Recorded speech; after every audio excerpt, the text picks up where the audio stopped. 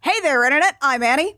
I'm Lucas. And I'm Anna. And this is I Will Fight You, a podcast we've been turning opinion to stone cold facts since 1986, and it's the fucking Wolf Pack. Oh, Wolf Pack! Ah, woo! Too sweet! Lucas, what is today's fact? Today's fact.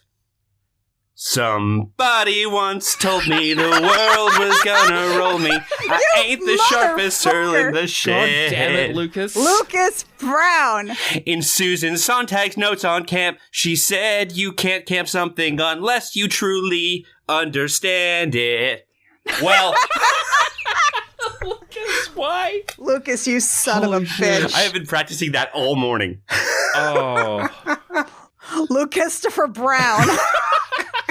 Lucas-topher Brown. We Yes. are here. We are here to talk about 1999's superhero parody film, Mystery Men, starring everybody you know. All of your favorite B-tier actors. It's everybody. Everybody who could pick up a phone and had nothing to do in 1999 is in this movie in some form or another. It's kind of wild. God. This was going to be my fact before I decided to do a song thing.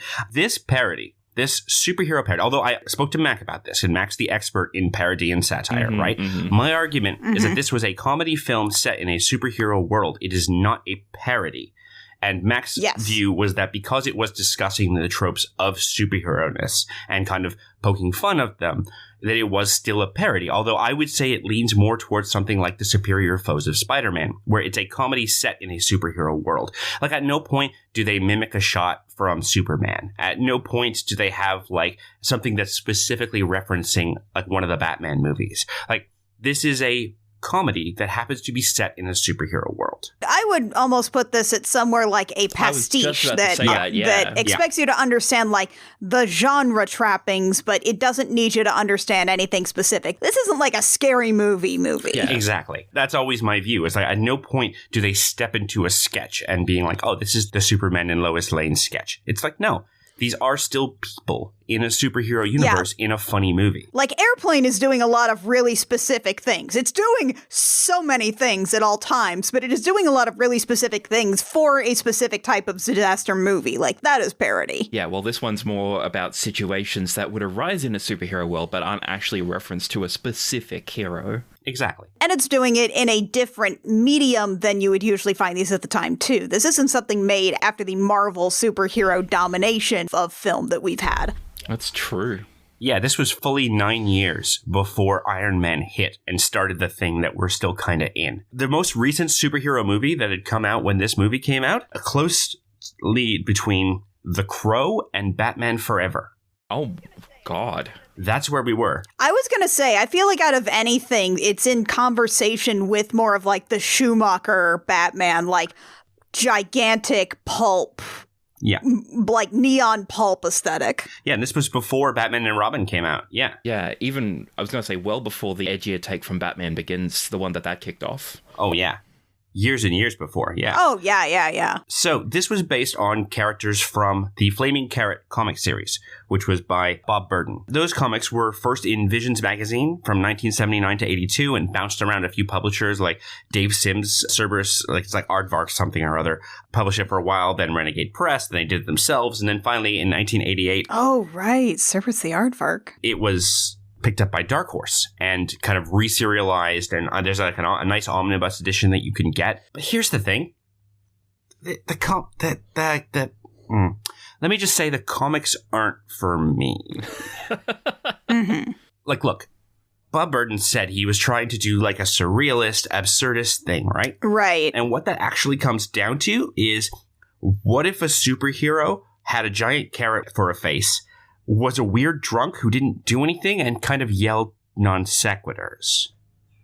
It's, yeah. Yeah, and like this is something that I feel like in the wrong hands, this turns into the kind of shit that you would get later of like, lol, so random, holds up spork, like, Welcome to my twisted worldview. Control Alt Delete features Chef Brian, a character that I don't understand why my brain contains that. Name it still. When Lucas sent me a sample of the comic, I was literally like, oh, this is proto-Zim era. This is Zim comedy. In the same way that Iggy and the Stooges is not punk, but led to punk. That's right. That's a very apt comparison. Exactly. Right. This isn't Zim. This isn't even Gur from Zim. This is what is like Noodle Boy. Those like stick figure comics from Johnny the Homicidal Maniac that were done in universe by Johnny the Homicidal Maniac. Like this is earlier, like more indie comic Vasquez shit. Thank you for reminding me of Johnny the Homicidal Maniac. And by that I mean no thank you. No, because the comics themselves, like some of the draftsmanship is actually quite good, but a lot of it is just like white backgrounds and the character and like doing some shit.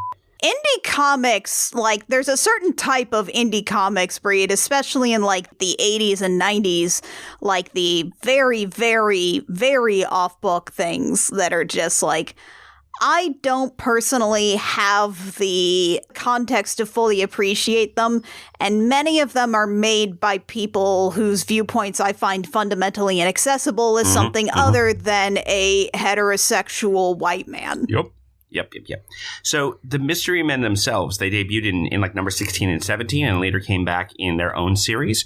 But essentially, they're just a bunch of working class superheroes. The vibe is, if you've seen The Conversation, the bit where Gene Hackman goes to like the trade show for Private Eyes and Professional Snoops. And it's just these like bunch of businessmen kind of hanging out, being a little tired, talking about what hotel they're staying at. And then they all use guns and kill their villains. Like that's it. That's the joke. So in that way, this movie is kind of like Big Hero 6, where it took a few main concepts and then did its own, better thing. Okay. So the only three that survived from the comics to the movie was Mr. Furious, the Shoveler, and Dr. Heller. But with the exception of the one-line description, there's nothing the same about it. Like, Dr. Heller is just a mad scientist in the book. He's just a scientist whenever they need a scientist to be like, oh, I've created a thing. That's what Dr. Heller does. And he's nowhere near as cool as Tom Waits is in this movie.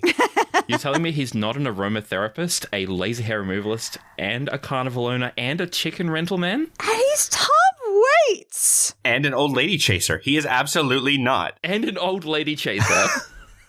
Yeah. He's Tom Waits! Why is he Tom Waits? So, in mid-1997, a whole fleet of superhero movies were announced. This was well before any of them were made. Oh my god. Annie, do you have the list in front of you? I do. Like, here is the list. Some of these will sound familiar to you, some of them won't. Blade, Virus, Superman Lives, X-Men, The Fantastic Four, The Hulk, Captain America, The Submariner, Iron Man, Daredevil and Silver Surfer, Hellboy, Concrete, Green Hornet, and 26 more movies beyond that. My God. Everyone saw how much money the Batman movies made on Happy Meal toys and those fantastic glass goblets that everyone had that had the light up rubber thing on the bottom. Oh my god, the Batman Happy Meal toys. Yep. The little Batman in the little car, you'd push his head down and it would go forward. They made so much money on those. Also, everybody else, like, everybody really, really, really just wants their own Kiss from a Rose by Seal. Yeah. Or The Beginning is the End is the Beginning by Smashing Pumpkins. Not to be confused with The End is the Beginning is the End, which is the other song on that. Baby, I compare you to a kiss from a rose on the gray. Ooh, the more I get of you, the stranger it feels. Yes, it was being developed in 97. Your rose is in bloom. A light hits the moon on the gray. So that's a terrible sentence, Anna. It's very bad. So that fall, Danny DeVito turned down a $13 million deal to star and direct because no one could agree on the soundtrack. Danny DeVito was attached to this. What? Was gonna be Mr. Furious. What? Oh my god. Yeah! Picture a small, angry Danny DeVito being there being like, people who don't close their mouths when they chew make me furious. God. That would have been spectacular. Holy shit. He turned it down. And for a little while, they were talking about Ben Stiller. Because at the time, Ben Stiller was still like I'm trying to think, when was the Cable Guy? Oh, yeah, God. He was just like a baby at this point. This was pre-Zoolander. Ben Stiller. So he was like writing stuff and he looked at it and he's like, he was like comedy heartthrob. yeah. God, There's Something About Mary was 98. That was like... It was after his this, more yeah. recent... Yeah. And so he eventually turned that down too, because he's like, it's too much, too big. I don't really know what I'm doing on that scale.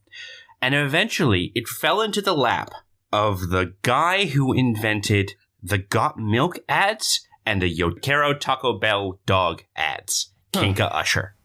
Yo quiero Taco Bell. Got milk. Kinka Usher has no other feature films to his name, but if you were born in the US in the early 90s or any time earlier, like, I can guarantee you've seen his work. He is an award-winning commercial director.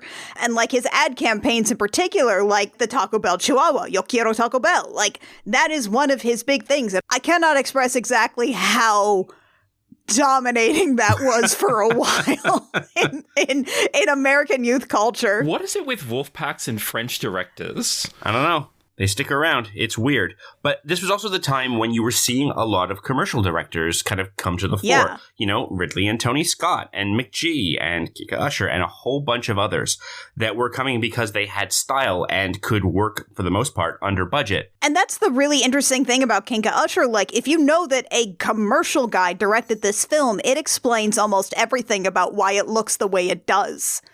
Also, I have one other note about Kinka Usher here that feels particularly relevant to the film that we are discussing today, which is his big break came through when he was hired as a cameraman to director Roger Corman on one of his films. Yeah, baby! RC in the house! Who is that? What does he do? Roger Corman. Okay, so Roger Corman is like the king of B movies. He has made so many just like films that are horror movies, genre pieces, sci-fi, fantasy, all of these B movie budget schlock. There is this interview that I saw with Joe Bob Briggs interviewing Roger Corman shortly before he passed, when he was like 98, right? And there's a thing where Joe Bob Briggs asks, like, okay, so there's this movie where famously it was like a war pick and you showed a helicopter exploding in the trailer, but there was no helicopter explosion in the movie itself. And Roger Corman, 98, has this shrewd look on his face and he says into the microphone, there's no law that says what's in the trailer has to be what's in the movie. Yeah. It's incredible. Look, I love that. when Roger Corman died, the joke that went around that hit the hardest for me, what they said, Roger Corman's funeral will leave you with enough footage to make 3 additional funerals and will be delivered on time and under budget. Oh my god.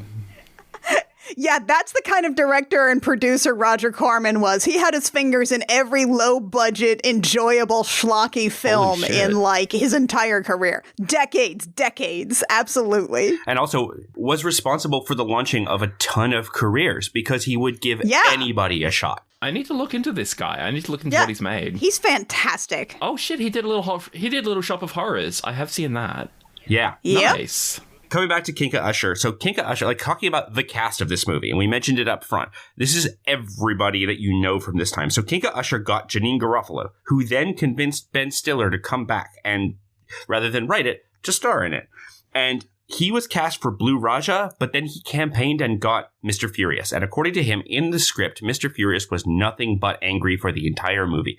Everything that's not him being angry in this movie is entirely the creation of Ben Stiller. Oh, all right. Yeah, and you'll see that throughout a ton of this. Like, as Lucas is going to go through some of these names highlighting, apparently one thing that happened throughout the movie is like, okay, so this is technically the writing credit here goes to Neil Cuthbert, whose writing credit list is 7 items long, and it starts with an episode of Saint Elsewhere, and it ends with a really incredible back-to-back, which is The Return of Swamp Thing, Hocus Pocus, Mystery Men, and The Adventures of Pluto Nash. Pluto Nash! And in the year 2087, its future will be in the hands of one man.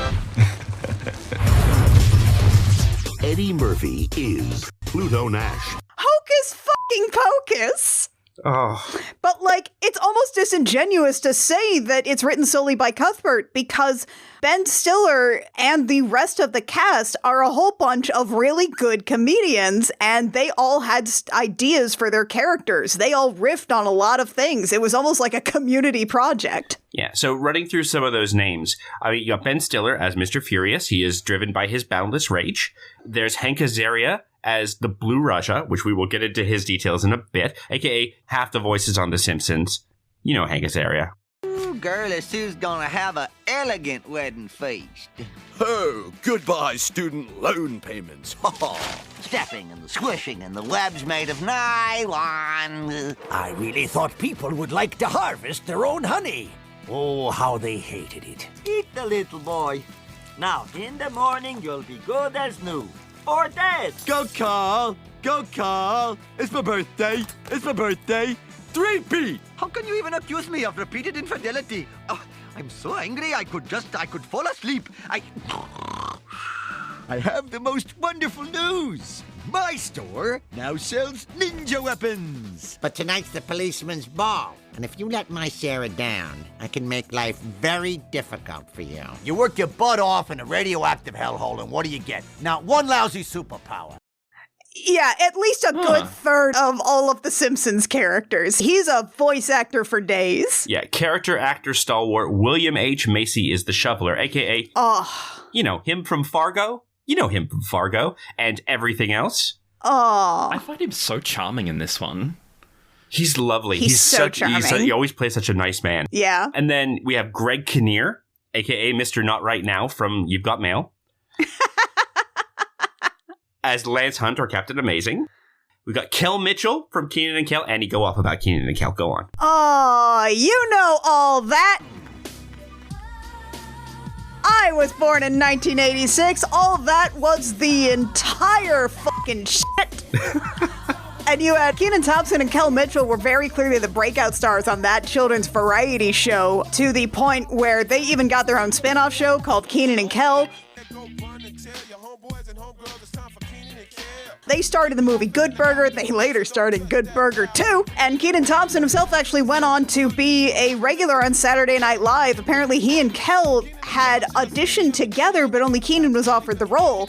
But Kel's gone on to do a ton of other projects. He actually voiced one of Clifford the Big Red Dog's best friends in the PBS show for like years. Mm-hmm. Also, in 2019, he became a youth pastor. Getting the kids right with Jesus, apparently.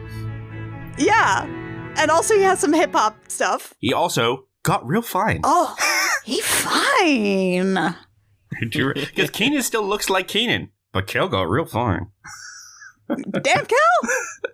So, in addition to that, we have a returning to the spotlight, Paul Reubens as the Spleen. So this was 4 years after his fall from grace. So he was Pee Wee Herman. He was in the spotlight. He had big movies with Tim Burton, for example, Pee Wee's Big Adventure and the Big Top Pee Wee, which we don't talk about. And then what happened is he did what a lot of men at the time did, is he went to an X-rated cinema and he helped himself to himself, but then got busted. And because he was Pee Wee Herman, the scandal of this literally drove him underground. He disappeared for 4 years and didn't do anything.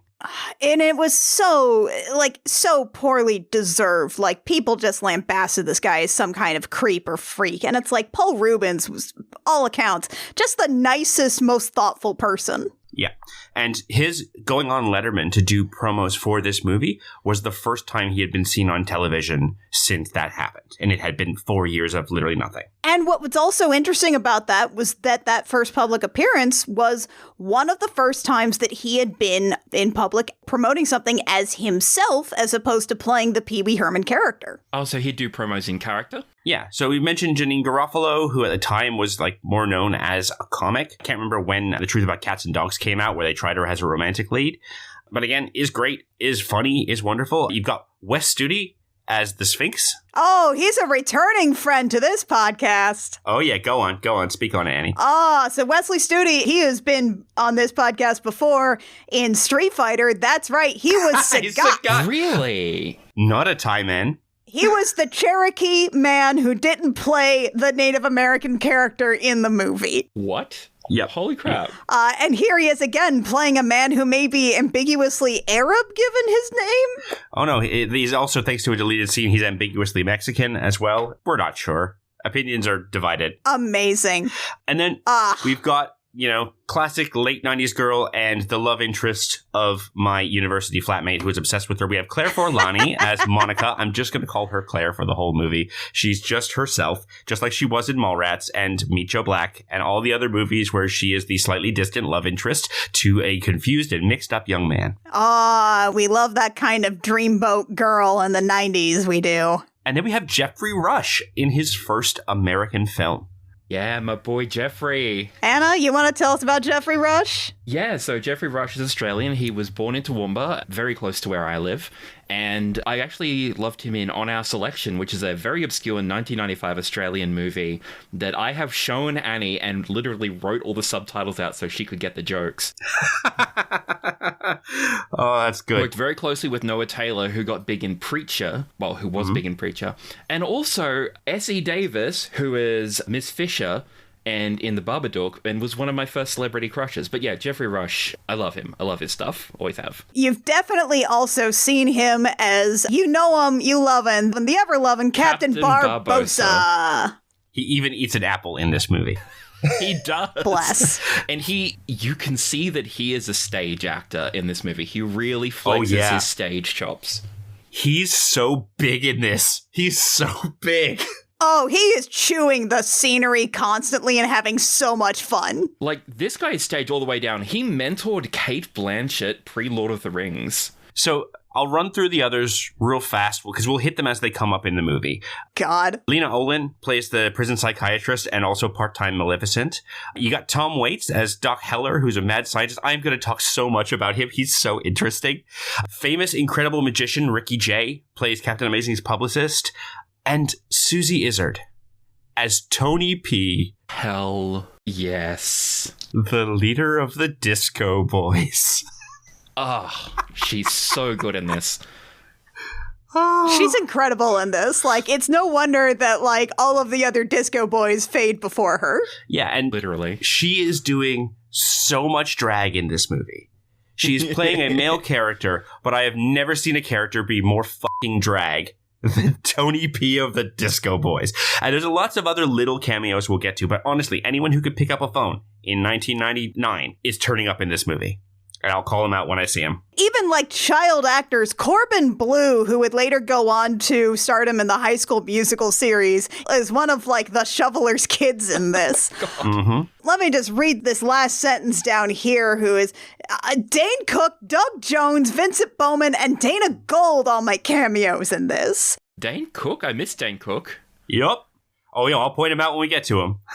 They're just in a quick little bits. It's like, there's no reason. There's no reason for all of this. It's like they just picked up the phone for every B-movie actor. This was, in theory, like they gave them $68 million, which is pretty big for what essentially is a mid-tier comedy, right? Yeah. It only grossed $33 million. And I think part of the reason for that blowout, even before the, small theater returns, is that this was a 6-month shoot. Now, for those of us who aren't versed in this, how long is 6 months? Well, considering that this was meant to be a quick shoot, which in theory means anywhere from, a month to maybe 2, that it blew out to 6 months, is, I think, proof that maybe Kinka Usher did not have the organizational skills required for this feature-length big movie. Yeah, I feel like commercial to film is a transition that's not easy for a lot of people to make, and they make that mistake over and over again, like how they made that mistake with Snow White and the Huntsman. And that's also why you get a lot of really interesting, like, little encapsulated scenes that are so detailed and intricate and full of shit everywhere. This is a movie where you can press X and learn about every object in the scene. It's so interesting. Every single set is so busy. There's so much going on all the time. Yeah, and so by the end of this, everyone was tired and mad. Stiller and Kinnear got into a fight. By the end, Janine Garofalo said she was like, we had entire days where we'd get into costume, go and stand around and wait for lighting or effects or set to be right, and it wasn't. And then we'd go home and we'd do it again the next day. Oh, God. So it was the biggest paycheck of my career, but it sucked by the end. Holy shit. And the movie was then drastically recut. The whole third act is different, and there was actually an alternate ending, which I couldn't find, but I did have on the DVD back in the day. I've seen some of the deleted scenes as well. There's so much. This is a 2-hour movie, and there was at least another 45 minutes of story here. Oh my God. Holy shit. You know, that's actually a good note to actually go into, like, personal history with this one. Yes. For me, this was my second time viewing this film after I think maybe seeing it probably in theaters as a little kid, because I was like, that's Kel. Kel's in a movie. And I kind of know who Ben Stiller is. Seeing that, maybe renting it a couple of times from the Blockbuster, and then nothing until this. What about you, Anna? Had you seen this movie before? Not once. This was my first time seeing it. I barely knew what to expect, and from the start, there was just so much happening all the time that I know that I missed the vast majority of it. Even most of the cameos, as mentioned before, I don't know most of the people in this movie. So this was just a lot in my face all at once, and I was clever enough to wait until like a couple of days prior to this recording to watch it. So it's still just all coursing through my noggin. And then we get to Lucas, who is going to be our guide throughout this adventure. All right, so this is going to go... I just literally cracked my knuckles and I saw it appear on the waveform. So we're going to go into some deep Lucas lore on this one. Okay. Ooh. Let's go. So anyone who knows me or has heard some Matt the View episodes knows that I moved lots in my childhood. Like sometimes more than once a year for my entire childhood, from maybe... grade 1 up until when I went off to university. I was in a different school every year, sometimes 2 schools in certain years. Oh, I hate that for you. That's a lot of Canada for a kid to see. It's a lot. It's a lot. That's why most of the time when I meet someone from Canada overseas, I've either lived where they've lived or I've driven through where they've lived. So for grade 10, 11, and 12, like, I think it was my dad's idea where he was just like, we need to keep you in one place for a while. Mm-hmm. So we ended up in Fredericton, New Brunswick, which is a small city. It's the capital of New Brunswick on the east coast of Canada. I had spent some time there when I was a kid. I went to kindergarten 1 and 2 in various schools around that city. And it's a very small city. And what happened is that as in the way of people who move around a lot, I made friends quickly, but then those friendships tended to burn out quickly because my personality was not built for long-term friendships. And I can see that thanks to therapy. So I had burned through several friend groups in that time. And this was coming into grade 12, so my last year of high school. And I'd fallen out with my dirtbag friends from year 11. And I had fallen in with a bunch of theater kids in grade 12, which I made friends with because we'd all seen The Princess Bride at a particular age and remembered enough of it that we could talk about it in 1999. Nice. And theater kids are also, all of them, a lot. Yes. Yes, indeed. And those friends and I, those were my friend group from the beginning of grade 12 through to graduation. That friend group was also a group of people who also watched loads of movies. What we would do is we would go over to our friend Mirei's house because she was rich and she had a big basement, and we would play GoldenEye 64 and we would order pizza and go to the superstore and buy a bunch of cheap like candy and soft drinks and stuff. And we would rent movies. And one of the movies we rented was Mystery Men. God, that's an ideal scenario. Yeah, I actually love that for you. We were literally like laying on the floor with like cushions under our chins as weird teenagers where at least 4 of us would have crushes on the other 4 at any one particular time, as is the way of things. Of course. Now, I'm assuming, as another theater kid who watched a bunch of movies with friends in high school, I'm assuming you had your usual rotation of the Donnie Darko, the Pie, the Requiem of... this was before that. These were more comedy theater kids, so we had Monty Python and the Holy Grail, and we had Mystery Men, and we... So yeah, it was a different rotation, but it was the same vibe. And gotcha. This movie impacted on me, and this was also during my... flagrant video piracy days, which is a whole other episode, which I am not going to go into. So I rented this, recorded it, and watched it endlessly. And this is one of the saddest sentences I've ever said out loud. Okay. When we, as bored teenagers, would go to the one Sheraton in Fredericton, the big hotel, and we would wander the halls and like sit on the couches and like steal stuff off leftover room service trays. And I would steal forks. Oh my God. No, Lucas. And try to throw them like the Blue Raja. Lucas, please. Lucas. I had at least a dozen very nice forks that I'd stolen from the Fredericton, New Brunswick Sheraton and would carry in the inside pocket of my jacket. Luke Christopher Brown. Oh, Luke Custafin. I was a person in desperate search of a personality. Oh my god. You were just trying to build a person you could be, and this ain't it, Chief. Also, forks do not fly, no matter how much you try and get a technique. You cannot throw a fork like a knife. It is not built to fly. I'm gonna be real. I've seen photos of you in your dirtbag years, and oh, buddy. What? Oh, buddy, this tracks. Oh, this I gotta see. Oh, blast. I'll find it if I can. Just, yeah. The past is a different country. It certainly is. So, shall we get into the movie then? Yes, let's do.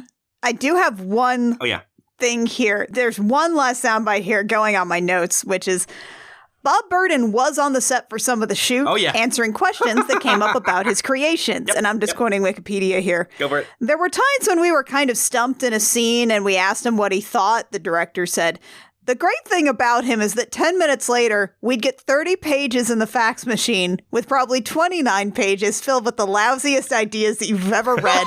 But that one page was pure genius." Holy shit. I'm picturing Bob Burden, who does appear in a cameo in this movie, at the bar drunk, furiously banging stuff out on the typewriter and feeding it into a fax machine. Oh my god. That's the most Mystery Men goddamn sentence, I tell you what. Holy fuck. It's mostly garbage, but one was good.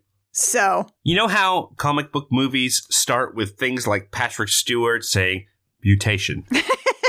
Mutation is the source of all life on Earth. And there's lots of gravitas. Yeah. And it builds you into this idea. No. Bam! Mystery Men. Lightning Flash. Title. Boom! Title. We're going right to the title. Title in your face. Let's go. It's on screen for less than a second before it flies away. And then we fly in over Champion City. Now, I have some information on this pan over Champion City. Okay. Oh, let's go. Because it still looks good. Mm-hmm. It looks really good because there's a fair amount of early CGI in this movie, but I think where it's bad on purpose in that Atlantis the Lost Empire kind of way. This is not one of those.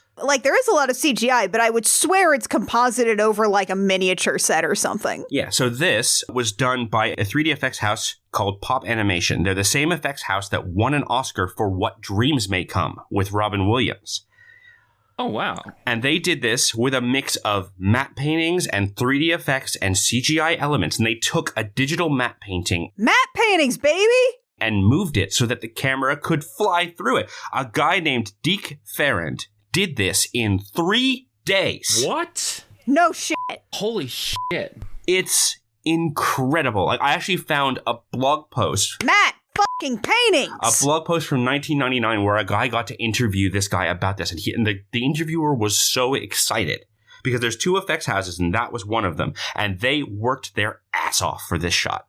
Oh, I love that. I love that. I was thinking that the pan-in looks a bit like a vertex effect, but no, that's literally what it is. It was matte painting vertex. Yeah, and there are blimps, and there's a big statue of Captain Amazing, which on purpose looks a little goofy because Greg Kinnear's face is a little goofy.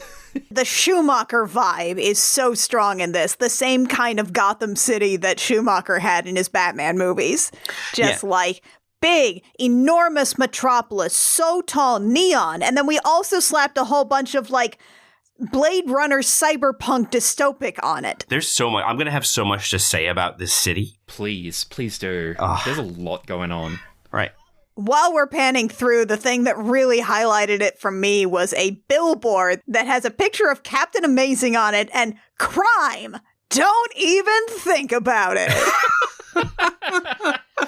And you can just picture it because Greg Kinnear has a great stock in trade in cheesy earnesty. Uh-huh. He's got a face for it. So, you know how in the Batman movies and TV shows and comics, there's always a big charity gala and we'll fly in through the chandeliers and fancy drinks and there's always synchronized dancing going on with pretty showgirls. Yep. What if that was also an old folks' home?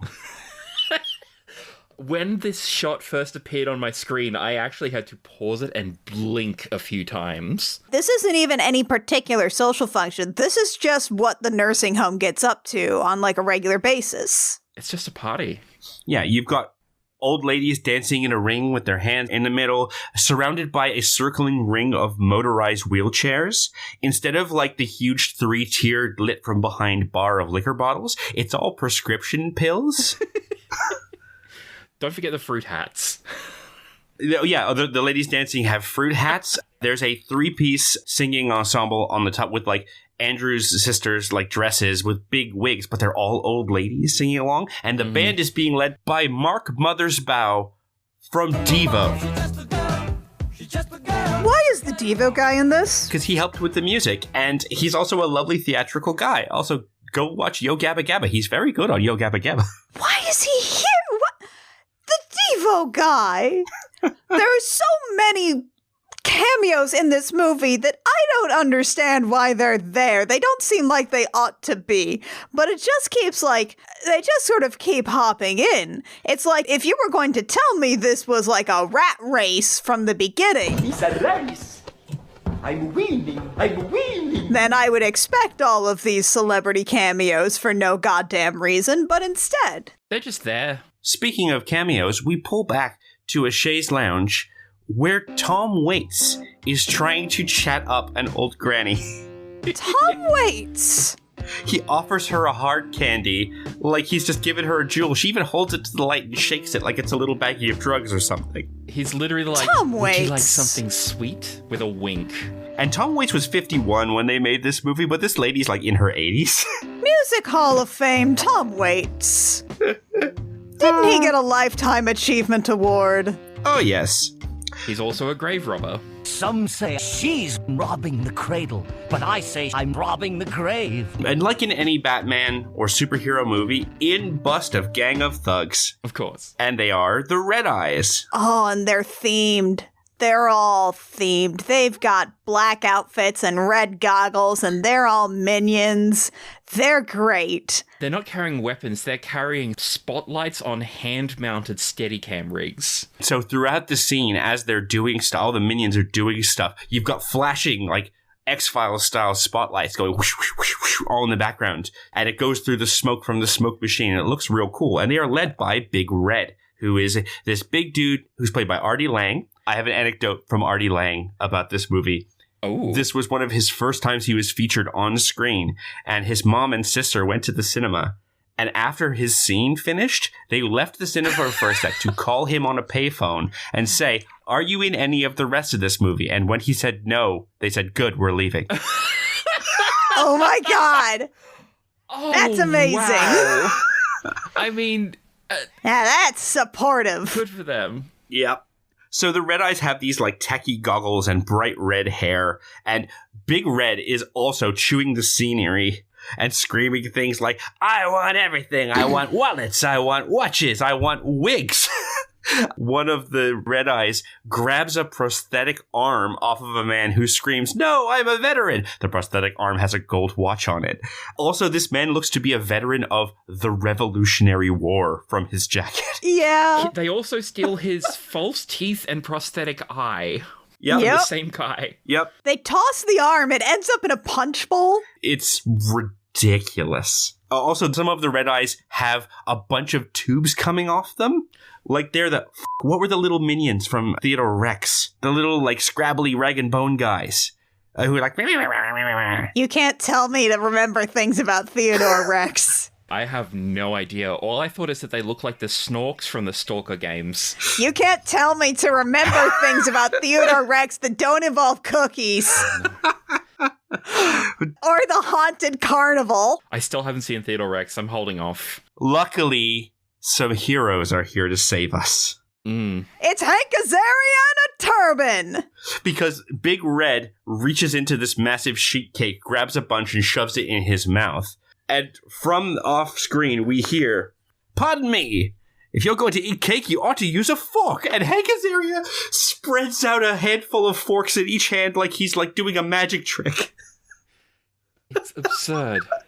And he flings it, and the fork lands perfectly between Big Red's lips and does nothing else because it's a fork. It's just stuck in the cage. And right behind him comes William H. Macy, dressed like a miner wearing catcher's gear from a Little League. He yells, "You may as well just shovel it in," and then hits a guy with a shovel. And we go sweeping back to Ben Stiller in 2 leather jackets. He has a short leather jacket and a long leather jacket over it. And he mutters that people who chew with their mouths open make me furious. And then he screams at the sky and then belly flops and gets the shit beat out of him. He does charge the people and they just step aside and grab him.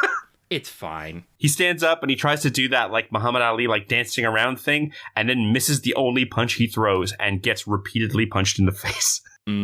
Yep. It becomes immediately clear that they are not great at their jobs. Yeah. Hank Azaria throws a fork into one of his teammates' butts. Yeah, while he's being fireman's carried over by one of the Red Eyes. Yeah. Causing him to accidentally hit Mr. Furious in the face with his shovel. Yeah. There's also a fork thrown into a metal jug of some amber liquid, probably juice or wine, which spills into a bedpan, because of course it does. Hank Azaria also gets wedgied super bad. Oh, yeah. Cartoon flower underpants up over his head. Yeah. For a PG-13 movie, there is a lot of PG humor. You know, for kids. For kids. So then, luckily, our erstwhile heroes are saved by... Well, see, I was going to say Batman, but he's not really Batman. He's kind of Iron Man. He's kind of Batman. He's kind of Superman. It's Captain Amazing. You know how Iron Man kind of sucked before, like, the Iron Man movie? And Iron Man just, like, regularly just kind of sucked real bad as a character for a long time. And then he was replaced by a time-displaced version of him from another dimension. I don't really know how the fuck that worked. Annie, we can't talk about The Crossing right now. We can't talk about Teen Tony and The Crossing. This is not the podcast for that. Yeah, I'm going to need an explanation for the start, and now it's not the time. Sometimes my D&D group explains comic things to me, and I'm so confused. But yeah, you know how Iron Man kind of sucked. He's like that. He's also literally branded like a race car. Yeah, he looks like a NASCAR racer. He's got a Pepsi logo. He's got a Konica logo. He's got a Reebok. Remember Rayovac batteries? And he is wearing like a racer's driving suit. Yeah, with a jetpack on the back. Yeah, metal gauntlets, a jetpack, and big boots. And he kind of just spins in place and punches people.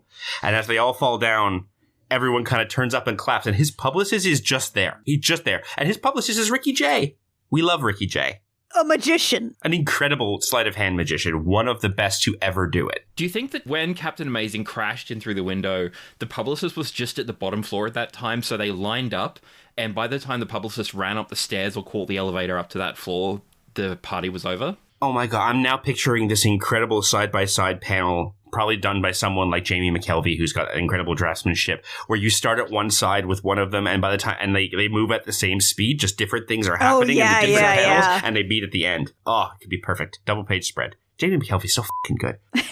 He takes out the bandits in like 10 seconds flat. Mm-hmm. And everybody starts clapping. The agents here and our heroes, such as they are, struggle to stand up. And they're like, hi, hey, buddy, hi. We did this together, didn't we? Yeah, thanks for the assist. And he's like, no autographs. Yeah, don't look at me. Captain Amazing does turn to them, and once he realizes in a tone that is just like, oh, they're trying to do this, aren't they? He says, oh, they're superheroes.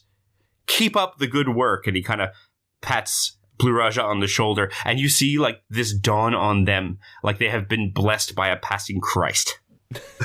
They introduce themselves using their superhero names. Hank Azaria is the Blue Raja. Yes, he wears a lot of green. Don't worry, we'll get to that.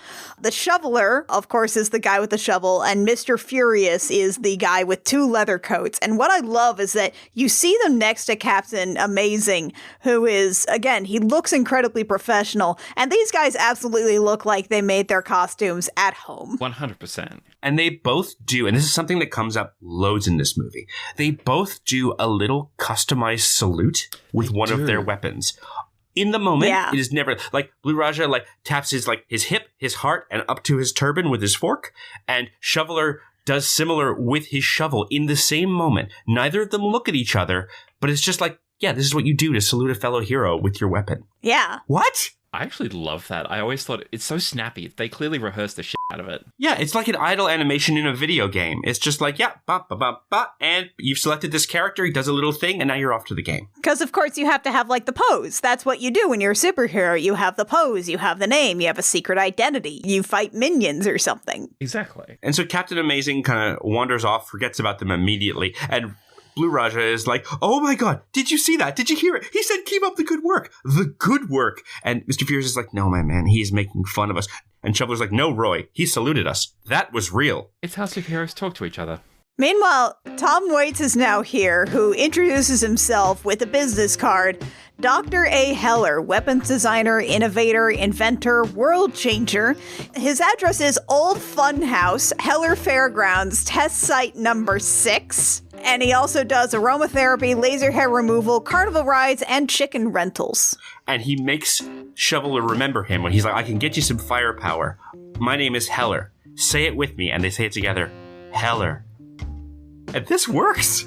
Also, this scene has really weird ADR. Like, really distinct ADR. Oh, so much of this movie has weird ADR. Tom Waits especially had real trouble remembering his lines. There's a memorable scene later on. He's not an actor. He's a musician. He's Tom Waits. He's a very good carnival barker and sometimes actor. What's he building in there? We cut downstairs and Captain Amazing's walking out to meet the press, and a kid walks up to him and says, Mr. Captain Amazing, would you sign my hat? And Captain Amazing just shoves him out of the way. Yeah, this is your cue. Captain Amazing is an asshole. He's like the proto-Homelander. He also pushes a guy in a wheelchair away after a photo op. And like literally runs him off the path into the garden like, Hua! And he answers a few vox pops from a reporter that he knows by name, and it's like, how'd you know where to find them? It's what I do. What do you do with your free time? Oh, I wish that I had some. How do you feel about losing your Pepsi endorsement? He goes, what? What? And you see him crack for a second.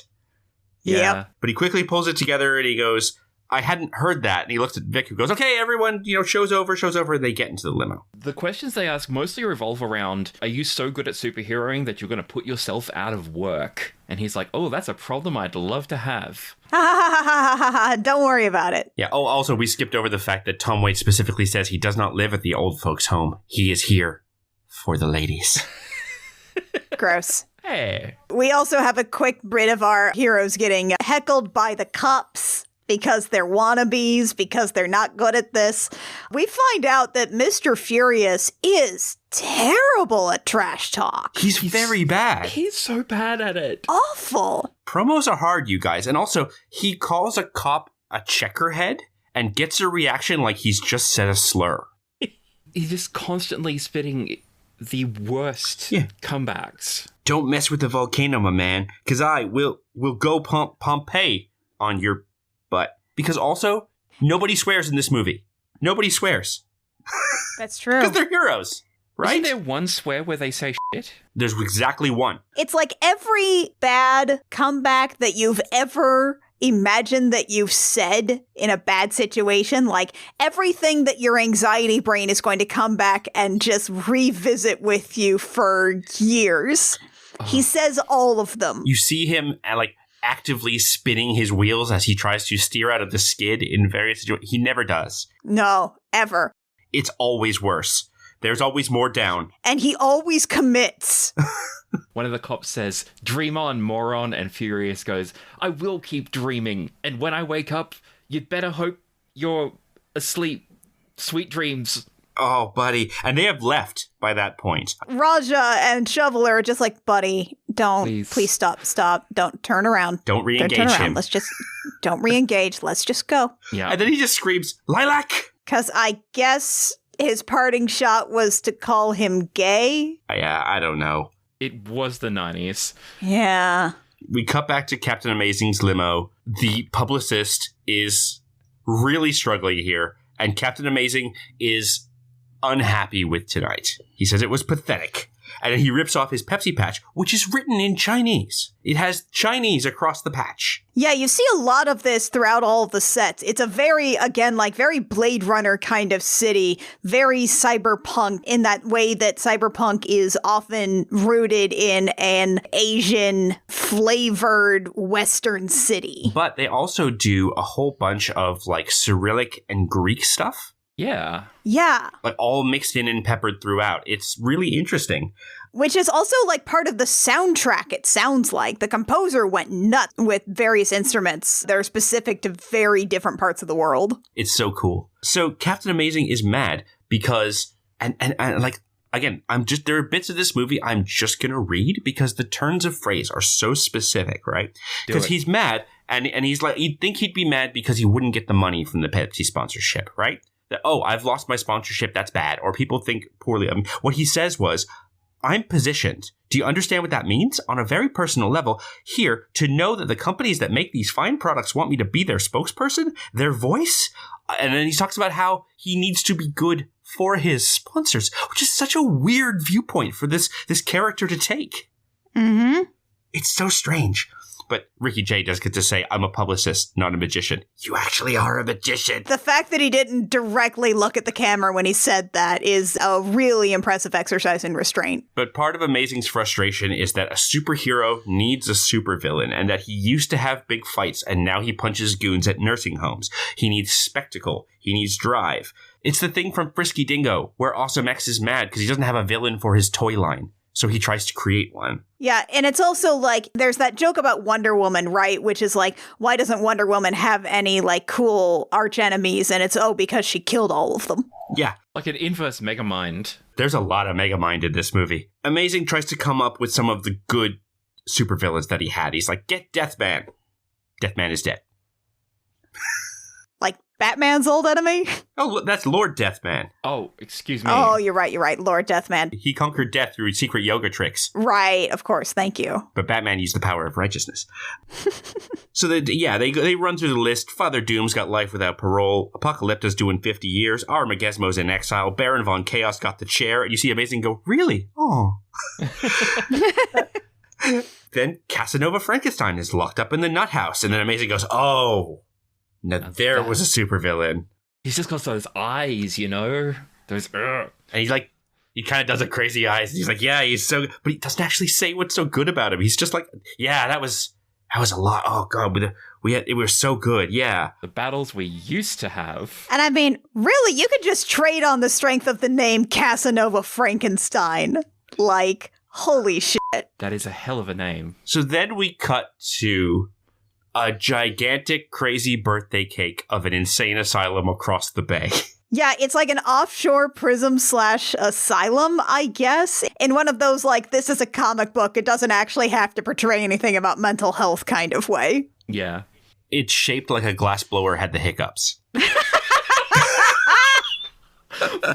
Lucas, please. And who is here for his 17th parole hearing? Why, it's none other than Casanova Frankenstein. Which seems to be his legal name. He comes out shirtless in pajama pants with hair to his waist and 4-inch long fingernails. They love focusing the shots on these fucking fingernails. God. And they're gnarly. They're gross. And here comes his psychiatrist, Dr. Leek, who said he's totally cured. What? He's no more of a danger to this city than I am. Put that in your pocket. And he starts monologuing. They're like, do you have anything to say on your behalf? And he just goes off. Does he ever? Can I do it? I've got it. Oh, God, go for it. Take it away, Lucas. I will do my best, because Jeffrey Rush is being Jeffrey Rush, but he's also being incredibly, like, cartoonishly German. So I will do my best here.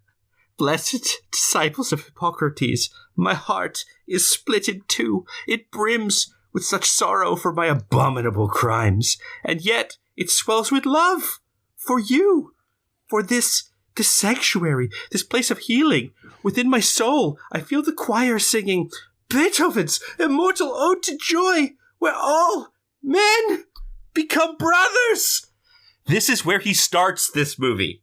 This is where he starts. And by this point, he's standing up with his hands above his head, cupping the sky. Oh, this cartoonish motherfucker. And who should burst into the room but Captain Amazing? No, this guy's wearing glasses. This is not Captain Amazing. That can't be a Captain Amazing. Lance Hunt wears glasses. This guy's named Lance. This is Lance Hunt, and is he too late to cast his vote?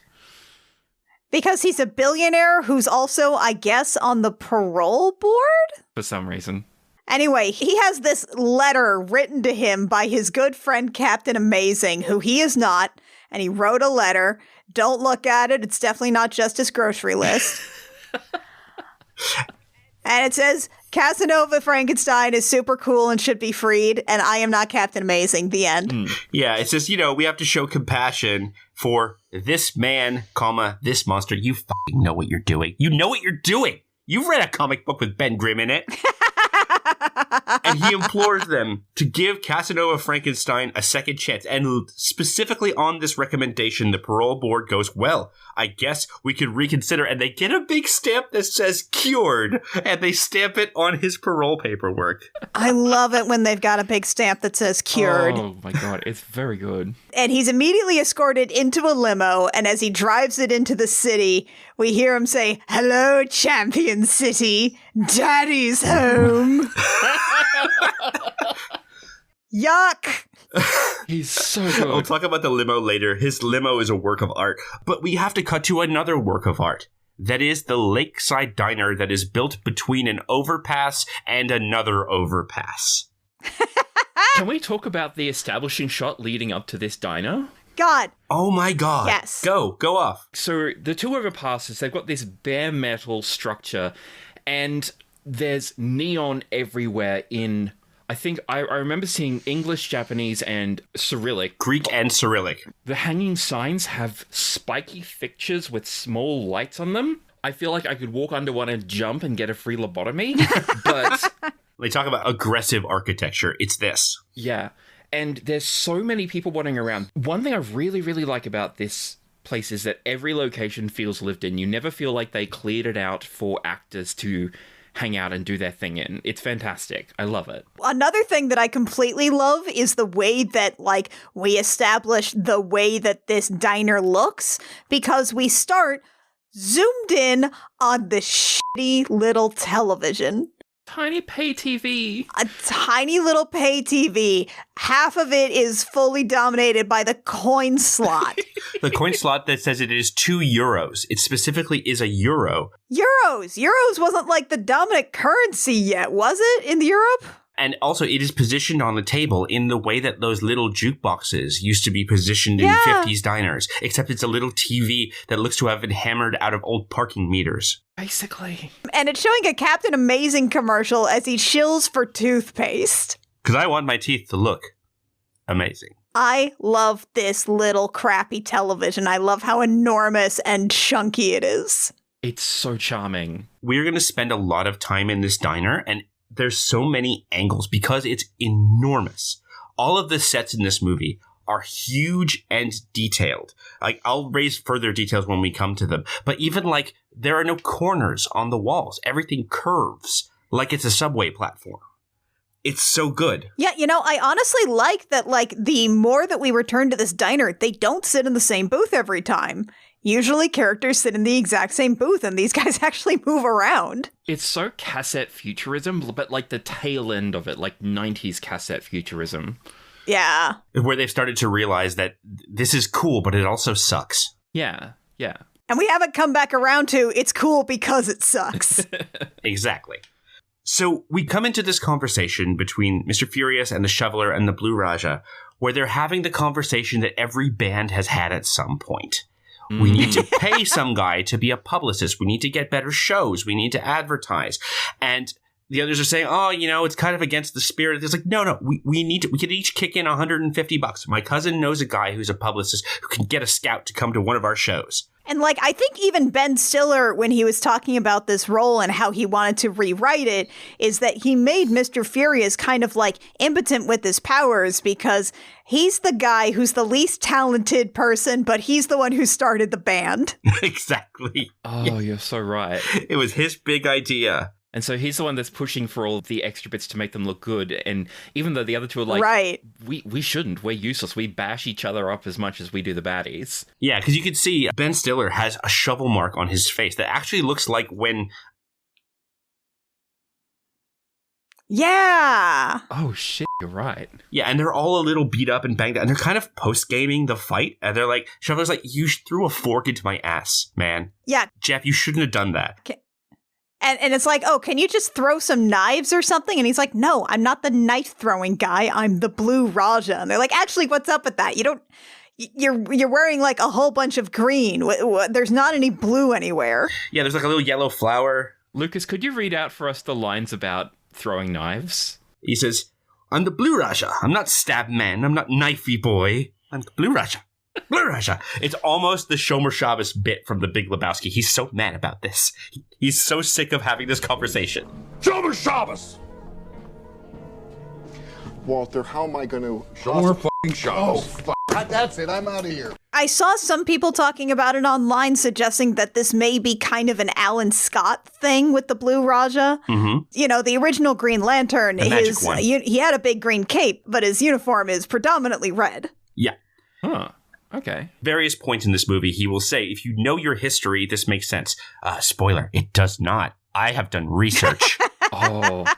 Makes no fucking sense, my dude. I cannot wait to hear this. Amazing. He even tries to explain it as, if we could just step out of our literal minds for just one moment. And then Mr. Furious has had enough. And he's like, I am putting money on the table. Please, can we pay a publicist to make us look good? I swear to God, you guys. We don't have $150. We don't have a benefactor like Captain Amazing does. You know, Lance Hunter is his benefactor and he's a billionaire. And Furious is like, no, he is Captain Amazing. They're like, don't start that again. And Shoveler speaks to him like he's a child. No, you see, Lance Hunt wears glasses. Captain Amazing doesn't wear glasses. He wouldn't be able to see, Roy. And this is where I get to the point where I point to that Susan Sontag notes on camp. They take this extremely seriously, right? They're not going, ha ha, it's a joke about Clark Kent wearing glasses. It's like, no, the Shoveler is like, no, you're a moron. He wouldn't be able to see, as he argues this ridiculous point. Does not crack a smile. William H. Macy is very good at acting. Yes. Seriously, the pinnacle of comedy is when characters really don't know they're in a comedy and act seriously. That's when you get the best comedy. Inspector Detector suspected foul play. That's the one. Yeah. I mean, John's been reading a lot of Arthurian stuff lately, so we rewatched Holy Grail, which I've seen more times than I can count because I was that really annoying kid in school. Mm-hmm. But one thing that we talk about is like nothing about Holy Grail would work as well if Arthur wasn't played as straight as possible the whole film. Yeah.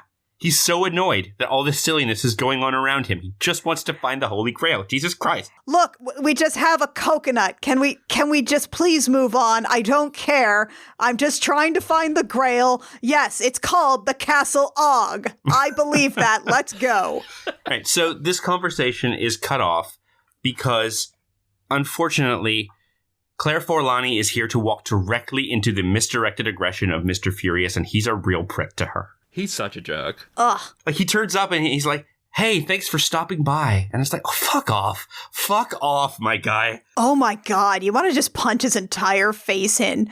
And you can see her be like, okay, all right. But also, her job is based on tips. So she goes to get the order, and Raja, it's literally 5 lines in the script. Because he says, all he wants to do is order a salad. And what he says was, if you will allow me to begin, my dear, the Blue Raja is quite partial to the salad niçoise. My dressing of choice is rancho light, and I'd appreciate it if you would hold the bacon bits. However, seeing as it's your first night and all, I suppose I'll forgive you if you forget. And he like produces a fork from each of his sleeve as he says that. And also, my dude, a salad niçoise does not have ranch on it. It doesn't have bacon bits in it. It's lemon dressing. It's a thing. Words mean things. But you see, what if you want to be fancy with a terrible British accent? And it gets no laughs. None at all. She does not play. She just hears this and goes, and for you? Shoveler wants a meatball sandwich. Furious has a very specific steak order. He wants it so rare, and he gets so pissy about it preemptively. Ugh. And then he asks for some ice because he wants to, he points to his black eye and he's like, I had a little mishap defending justice at the nursing home. And she goes, oh, I heard that was Captain Amazing on TV. And oh my God, I can't even. He turns into your uncle at the barbecue. He's like, oh, let's believe everything we see on TV. Let's be good little automatons. And she reacts like anyone would, where she's just like, I'm going to leave. I'm going to take your order and go away, please. It's a long shift. Oh my God. Even Raja is like, that was a bit rude. And he's like, well, I am a ticking time bomb of fury. You're just an asshole, Roy. You're just an asshole. Seriously. I also love, the way that these characters banter back and forth. They're very clearly, they're old friends. They've been doing this a while. And you even have them, banter out of the diner talking about splitting the check and how the guy with the salad has to pay for the guy getting the expensive steak. Yeah, he's like, you should order more. Come on. It's like we split it through it. He's so mad. He's so pissy. He's counting out the dollars to hand back. This is why Venmo is a thing. And they are interrupted because here come the Disco Boys, Tony C. and Tony P. It's time. Susie Izzard strikes this movie. God. This extravagant limo pulls up. And the two Disco Boy leaders get out, and they literally get out of the car and pose for a second there on the street to nobody in particular before Susie goes for a payphone. There's Tony P and Tony C. Yeah. Tony P, as played by Susie Izzard, has a feathered pompadour as tall as her face and a pink feather boa over a matching snakeskin trench coat suit and these incredibly high platform shoes. And then Tony C, which is her offsider, is played by Praz. That's the Fuji that isn't Lauryn Hill or Wyclef Jean. That's Praz. Well, you can tell by the way I roll, shorty, that I'm a ladies' man, a businessman. Condos down the shore, multi-million pension plan, but it ain't in my plan. Who has a massive afro and a long scarf. They're beautiful. I love them so much. They're so stupid. They're really good outfits. Oh, these beautiful, stupid disco outfits. Oh. And Furious is like, in the tone of the one friend who wants to kick on and drink more because he doesn't want to go home, he tries to get everybody to follow the Disco Boys to a second location, and it does not go well. Yeah. That is the perfect tone descriptor. I've never heard a better tone descriptor. No, Shoveler's like, it's 10:30. I'm going to get killed by my wife as it is. I cannot go out later. Yep. I've been that guy going, I have a long train ride out to the suburbs. I'm sorry. I'm going to have to leave now. Yep. And Raja is just like, I'm tired. I want to go home. And Furious, once again, is defeated by his own brain because he tries to come up with something pithy and it does not work. He's like, I'm sorry. I thought I was hanging out with the Shoveler and the Blue Raja, but apparently I'm hanging out with Lazy Boy and Good night, Roy. And yeah, wait, no, I'm gonna get it. Wait, good night. Yes, Lazy Boy in the recliner. God, as he's yelling after them as they drive away. And tonight, the lone wolf hunts alone, and he does the thing where he attempts to kickstart a pre-1970s motorcycle, and he's very bad at it because it's hard to kickstart a motorcycle. Oh, God. He ends up crushing his own balls and then has to take all of his energy just to wheel this incredibly heavy bike around to the other side of the street so he's going in the right direction. What's great is that we don't follow him right away, though. We pull up to the Shoveler's house, where he pulls into his driveway. His car is amazing, by the way. We spent a lot of time driving his car. And he rolls over a purple dinosaur plush that I think is Chomper, the baby T-Rex from The Land Before Time 2. It absolutely is Chomper. You're right. Excellent. He lives in this little rambler that's next to a yard covered with toys and a swing set. We'll find out that he's got 3 kids. Their little suburban cul-de-sac, 1 foot beyond the edge of their fence, is the Dark City. His wife is up washing dishes. She's like, hey, Butch needs his vest back. He's got a game on Saturday. And he gets this petulant little tone where he's like, it's my vest too. I paid for it. And she catches his eye and he's like, yeah, okay. All right, fine. There's this weird thing in the scene where, like, the camera isn't on a gimbal, so it's, like, shaky. So it's almost like there's a reality show going on in this kitchen. But it's only in this scene. the brownest kitchen ever. The brownest kitchen ever. With an olive green fridge. It's 70s as hell. A lot of plants, too. It's really nice. The set of this little kitchen, it's so perfectly shitty. You know there is so much wood paneling in this house. Yeah, Lucille, the shoveler's wife, is played by Jennifer Lewis, and this bears mentioning in 1999. She's a black lady. Yeah, this is a mixed family. And all of his kids are darker skinned than him. It's never mentioned. It's never made a thing of it. It's kind of great to see.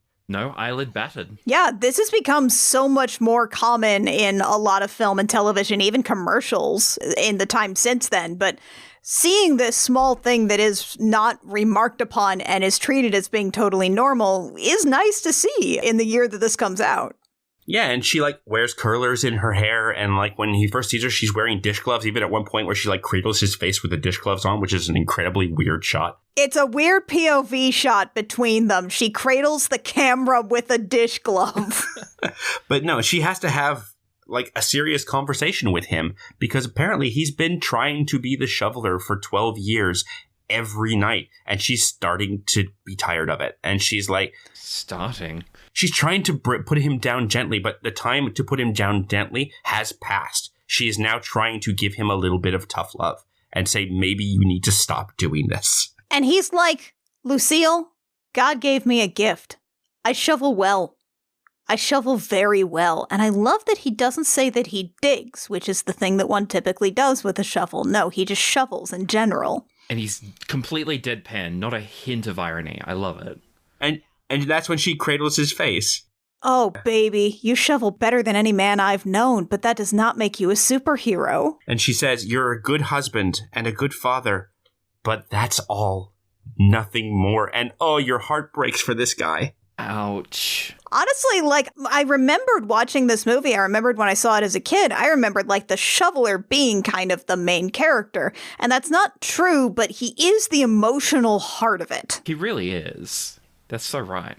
Because he's a nice guy and he's just trying. He just wants to do something. He's a dad. He's a dad who's trying to pursue a passion.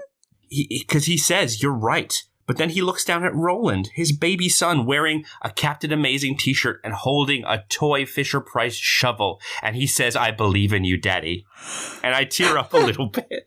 Aww. Because that's all he needs to keep going, is that one person believes in him. Because that's how good William H. Macy is at acting. William H. Macy, the fact that he is able to carry this ridiculous character with such a serious, emotional through line is nothing short of astounding. It's really cool. So then we cut to Blue Raja's enormous Edwardian house that is kind of falling down in ramshackle, where he is practicing his lines in front of the mirror and trying to redo his flourishes.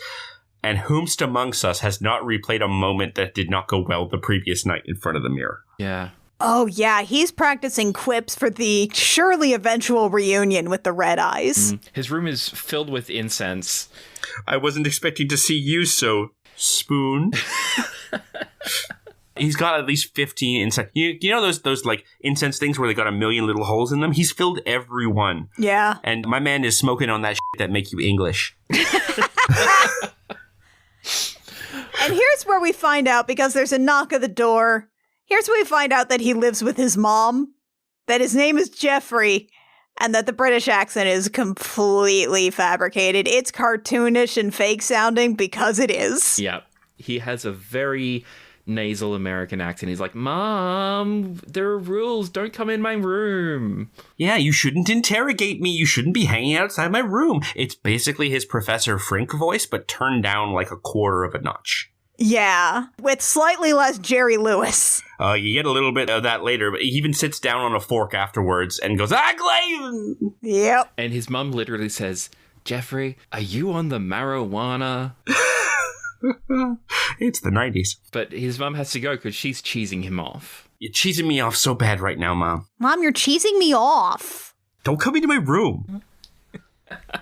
But Furious has not gone home. He's gone to Casanova Frankenstein's house, where he can barely move his bike to park it. But Casanova Frankenstein has had a haircut, and he's got his clothes on, and he's wearing like a velvet suit. He's got a weird little top knot in his hair. He has those Alan Moore goth shop at the mall multi-segmented finger rings that Angelina Jolie wore one of in Hackers. Oh, yeah. She's got one on every finger. And they're gold this time. Yep. And the Disco Boys have already arrived, and they're playing disco in his disco room. Susie gets to play the Bee Gees and groove under a smoke machine in the middle of the disco room. Because disco is not dead. Disco is life!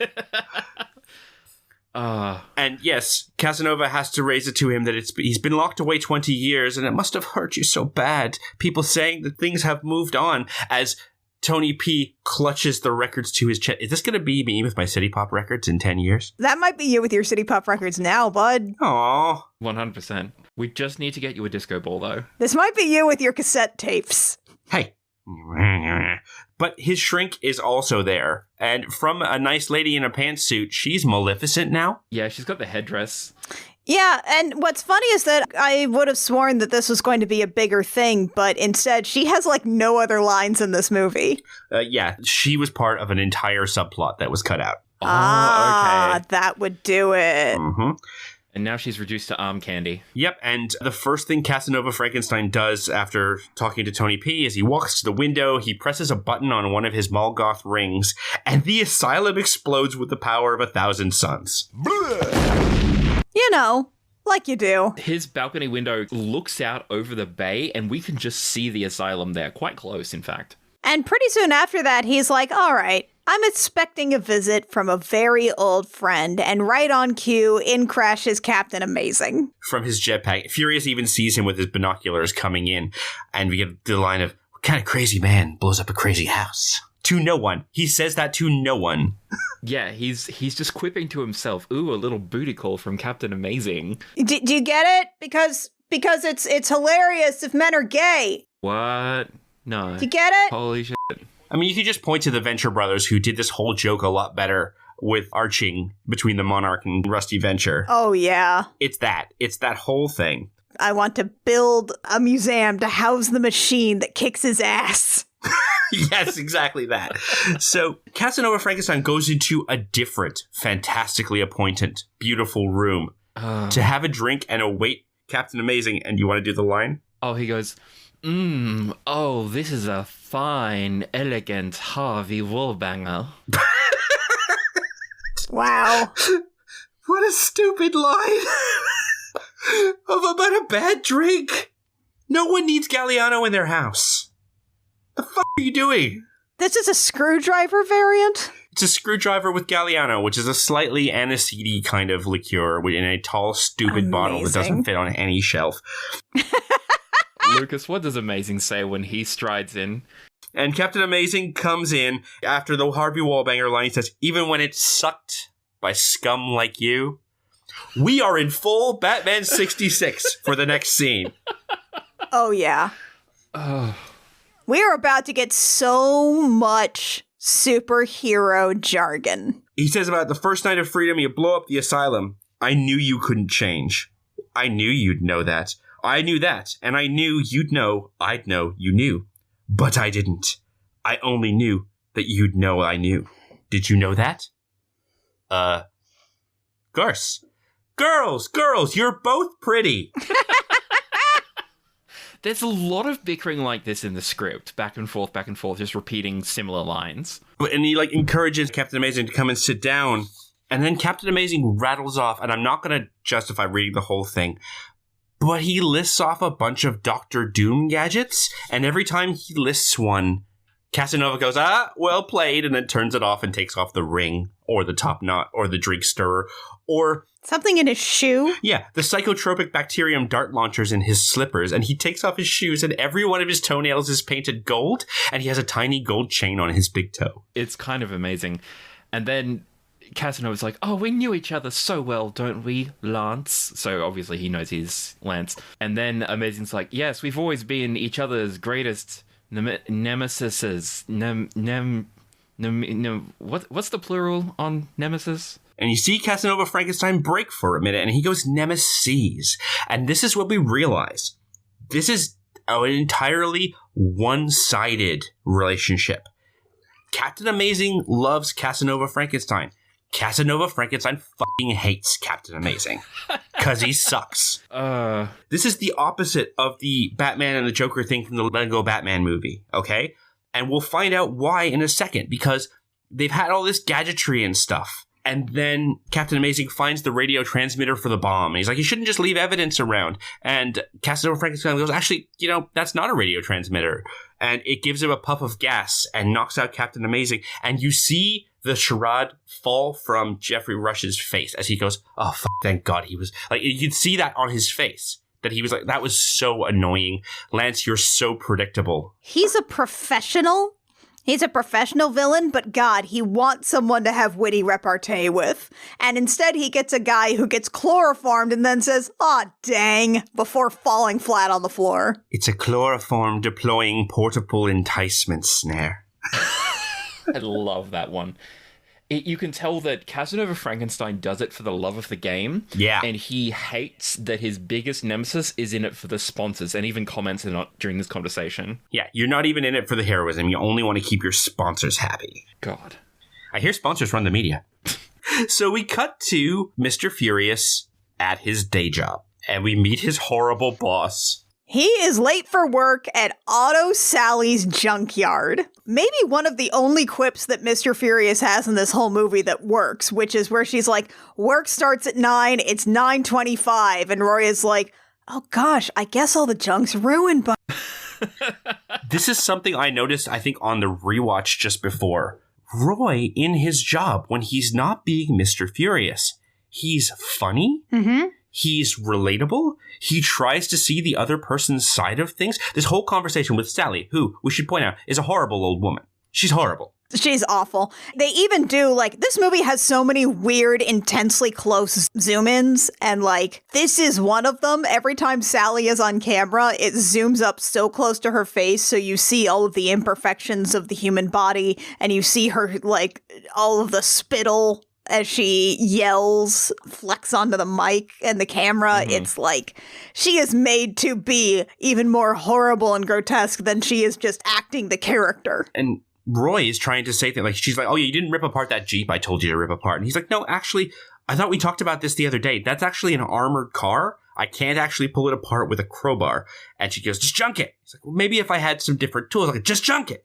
All right, look, I'm willing to have this discussion with you, but I think we should deal with it with people. And she grabs him by his collar and she grumbles into his face, I want it junked. And you see a little bit of why Mr. Furious is so angry. It's not just a pose. He actually did at some point try to relate to the world on its own terms, and it kicks him in the teeth every single moment. He even almost loses it and then squeezes a stress ball a lot. And I mean, it still looks pathetic. Yeah. It does. She says, that little sucker just saved your life. And then she laughs in his face and says, just junk it, you miserable cuss.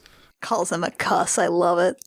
She's a mean old lady. There's fragments of a guy in there who could be a good guy, but when he gets angry, he gets pathetic. Yeah. Yeah, because he starts posturing. Yeah, exactly. And we will see that throughout the film, is that anytime he postures, he is terrible. When he is just relaxed and just being a regular person, there's something there. Yeah. And when his anger comes from a real place and not looking for something to be mad about and manufactured, it actually is powerful. And we'll get to that later. It's weird. There's this whole thing that I don't, gosh, it's just so, it hasn't been talked about. Male posturing and machismo. Oh, it's something maybe toxic masculinity, you might say? Yeah, maybe it's toxic in the way that it only allows for certain emotions to be expressed, and one of them is anger. How that's a death spiral, and I don't know. I hear there's a loneliness epidemic, but what's up? Yeah. I'm sure that's not anything. Sounds fake. 1999 this was. Lord have mercy. While he's taking this thing apart, which we see a little bit of it, it's like if the Weenie Mobile went into Yeah, it's got a huge light rig and these metal flaps over the windows, and he's beating on it with a crowbar pretty hard and it's doing nothing. It looks like a steam engine. Yeah, it's less like a Jeep and more like a bus covered in metal plating. But like everyone on a work site, he's got a little radio wedged on something, and it says over the news that Champion City's best-known billionaire, Lance Hunt, has disappeared, and the police hope to enlist Captain Amazing in the search for Hunt, but have so far failed to contact the city's beloved superhero. Shrug. And his ears go up like he's a German shepherd who's just been offered a treat. Like, whoop. And I love that they're just like, can't find either of them right now. That's weird. Shrug.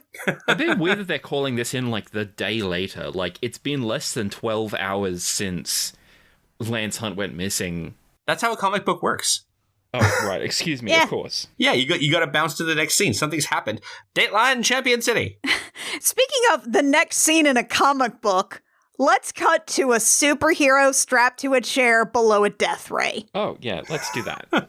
Because the villain and his girlfriend have to stand there and boast and posture at the hero who is trapped in their lair. And this is supposed to be the part where the superhero is like, you know, unfazed, and it's like, I'll get out of this. You'll never defeat justice. But Captain Amazing sucks real bad. But that's not really Captain Amazing. He sucks real bad. Yeah, he sucks so bad. He tries to negotiate. He immediately folds. Immediately. He caves. Within seconds, he's like, let me go. I'll tell the authorities that you're totally cured, and you let me go, and then you can destroy the city.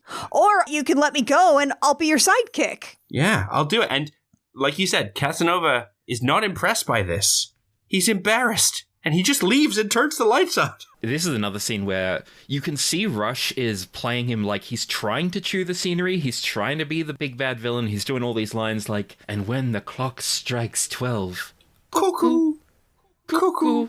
You will be dead. But Captain Amazing's just like, actually, what if perhaps you let me go? And Cassie's like, you know what? Screw this. I'm out. Bye. This man needs a scene partner so bad. Yeah, you're giving me nothing, man. Yeah. Can you stop trying to surrender so I can say the cool thing to you? Shut up for a second. Furious has enlisted the Shoveler again and Blue Raja, and they pull up to Casanova Frankenstein's mansion. And we find this out via, as they're pulling up, some really awkward ADR of like, are you sure he's in there? Yes, let's go. Because otherwise we wouldn't have a good transition as to, we don't need to necessarily see, you know, parking scenes, but we do need to at least establish, like, they talked about it. Yeah. And then it's the next day, he would have gone and gotten them. And yeah, this is also where we get a good shot of the Shoveler's car, which is a Rambler Rebel, which is a hell of a station wagon. It's a beaut. It's so classic. They start to sneak into this compound. Now, we will see the scene where they sneak into Casanova Frankenstein's mansion 3 times in this movie. 3 times? Yeah, that's a lot. Because like the diner, they keep coming back to the same place. You would think they'd lock the gates. And every time, each of them does a different sneaking motion. Blue Raja prances across while doing like almost like star jumps, and Mr. Furious does unnecessary combat rolls like Captain Kirk, and the Shoveler just runs in a straight line like an NPC. Yeah.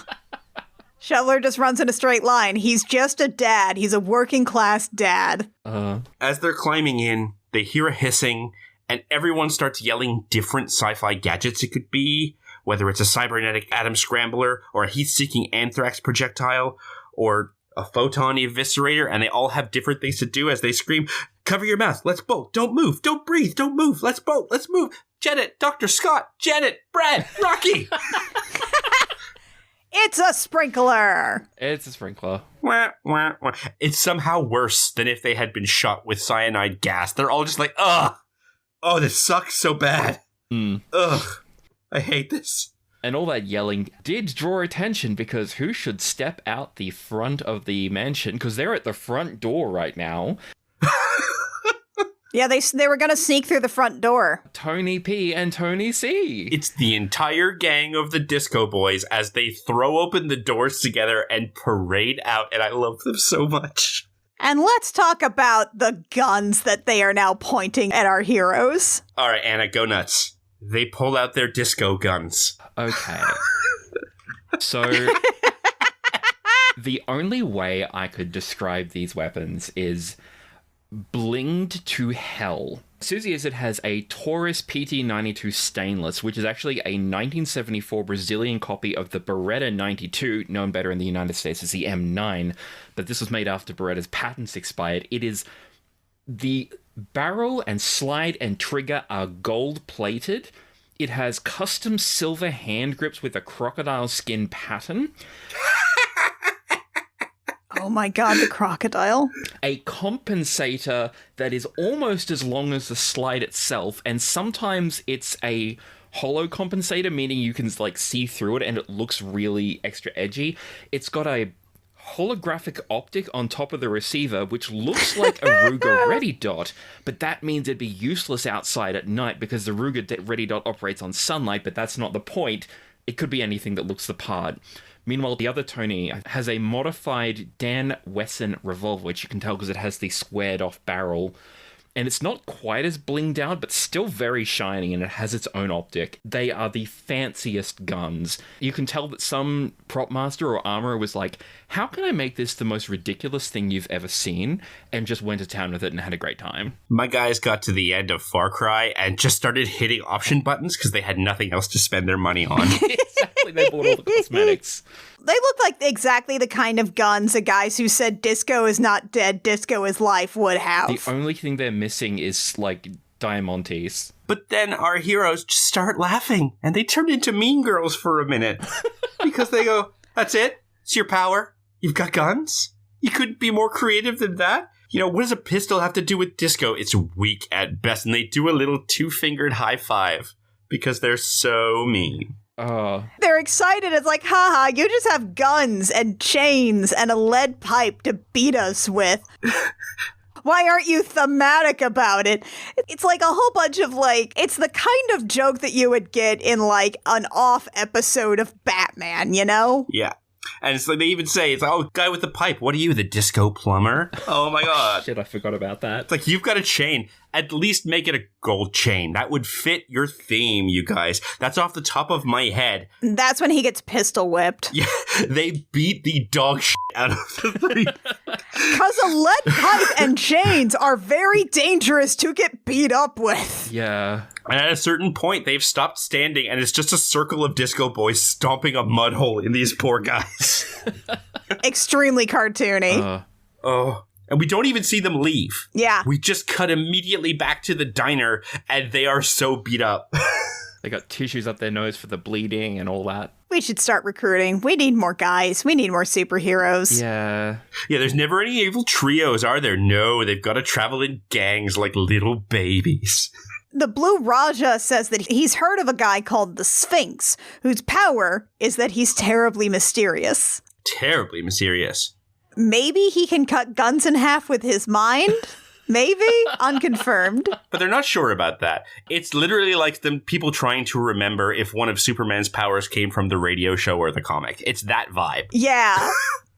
So no, I remember because he first flew, I think, in the George Reeves serial. No, they talked about him flying in the radio show. It's that tone. That is the tone of this conversation. The shoveler has a lead on another guy. He doesn't say anything about it yet because they're just going to leave, and Furious has to hit on the waitress while she's on her fucking lunch break. Exactly. Don't do this.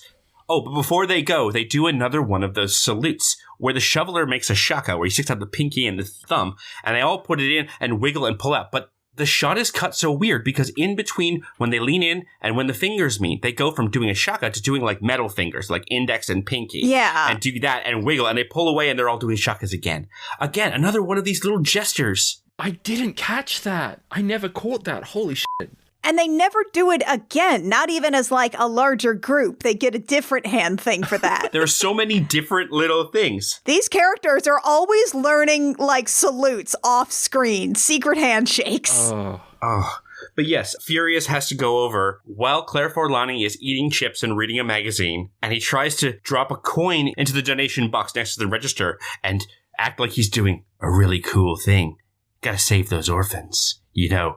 Gotta save those homeless animals. Oh yeah, that's right, it's homeless animals. Oh yes. And she doesn't even look at him. Yeah, by the way, I'm sorry if I was so threatening last night. She's like, nah, you weren't. Not at all. And he sees the magazine she's reading, which has some pictures of motorcycles in it. And he goes, oh, Hog Queen? What? She just stares at him. And he goes, yo, you're into motorcycles. She goes, no, not really. Because again, it was the 90s. You don't have a phone. If you didn't bring a book, you're reading whatever is in the break room. And today it just happens to be the Hog Queen's magazine. He goes, oh, because I've got a motorcycle. It's a Harley. And then he has to go, it's a Harley compatible. Remember IBM compatibles? It was the 90s. I love that he just says it's a Harley to someone that he assumes is going to be into motorcycles. It's absolutely not. A Harley. It's like a BMW motorcycle from the 60s. It's not a Harley, you guys. And he says it's the same engineer. It is most definitely not, my dude. Not even from the same hemisphere. And he's like, hey, and when none of that works, he tries to plow ahead again because Mr. Furious never disengages successfully. Nope. He tries to plow ahead and he's like, anyway, I feel like I should take you out to dinner to make up for being so scary because I scared you. I definitely scared you by being so scary. Yeah. And he's talking about when he was an asshole about how long she took to get to the table. God. And so she just looks at him and says, I'm really busy, and walks away from the counter. Oh, and he also snorts his bloody tissue out of his nose into the spot for the donation. Oh, God. It's so gross. He does. But then he picks it up and he puts it back in and he goes, our little chess game continues. Don't be like this guy. Don't be this guy. Fuck. But then we get to meet Kel. The shoveler. It turns out the guy he knows, it's the Invisible Boy. And Kel Mitchell is just being the biggest little sweetheart in this movie. He's adorable. He's so cute. He's just this very earnest kid who's just like, oh, I can help? See, I can turn invisible because I've been ignored by people all my life. He goes full Spider-Verse and it's like, right, so let's start at the beginning. All right, let's do this one last time. And they're like, can we at least come inside first? And then after he's being like, everyone has ignored me my entire life, he's like, oh, yes, of course, invites them in. And then they pass his father, who is on a couch reading a newspaper, as he says, hey, Dad, I'm going to my room with 3 strange men. And his dad doesn't even look up. And they just go straight past. You're like, oh, I see. It's one of those lives. And his room is wallpapered in comic books. Just pages and pages and pages, covers and interiors and everything. So he's a fan, but he explains that his power is to be invisible.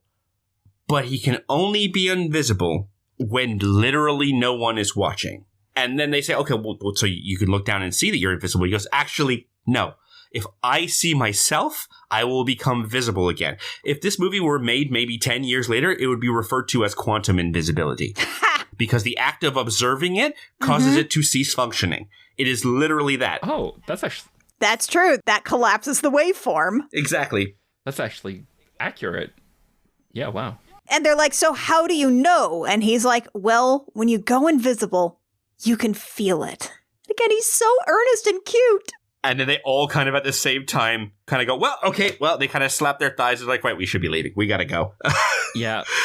He bolts to cover the door, not letting them leave, and begs them to let him come along. He says he knows a lot of superheroes. He can help them network. He bats some puppy eyes at them. A huge puppy eyes. He's got lovely eyelashes. He does. And he's just so precious. He wants to be noticed so bad. And what you see is that the one this works on is the shoveler, because this is a young black kid who just wants to be included. And he's a dad. And he instantly goes, yep, all right, you're coming. And he's got 2 sons and a daughter. He knows. Absolutely. But then we find out, much like Mr. Furious is the guy who's not very good at playing his instrument, but he's the guy who started the band. Invisible is the guy who doesn't have the talent, but be dead, can this boy network? Oh my God. We cut to the diner where he is just listing off superheroes. He knows everybody. He's going alphabetically for some of these. From memory. We've got the Pincher, the Pickler, Princess Headbutt, and a killer joke. This is so good. This is so good. White Flight and the Black Menace, they work together. Holy shit, that's so good of a joke. That's so good. It's thrown in the middle. Because then he just keeps going. Professor Pinkbelly, Lucky Pierre, the French Tickler.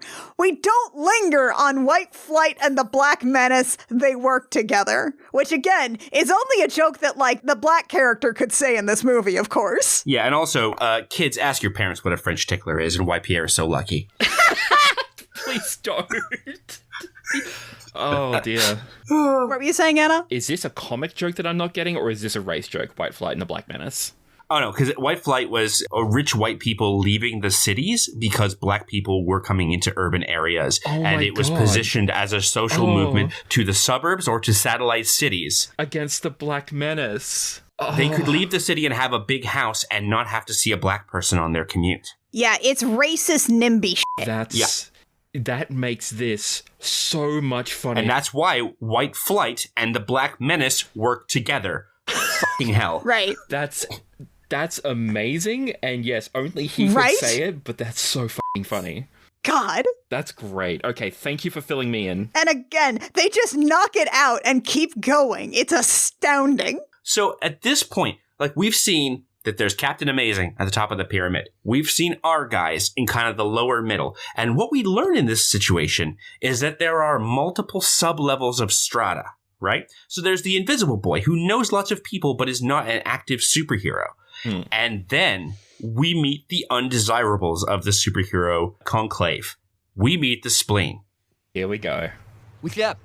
I'm the Spleen. It's Paul Rubens. They all say to each other, play dead. It's the Spleen. Don't look at him. Don't look at him. He'll come over. Oh my God. He has a lisp. He has a ton of maybe boils or pimples. He's made up to just be a greasy-haired, awful person. And his superpowers are flatulence, that he says it's because he's under a curse. Yes, and he once again Spider-Verses at Invisible Boy. Let's start at the beginning.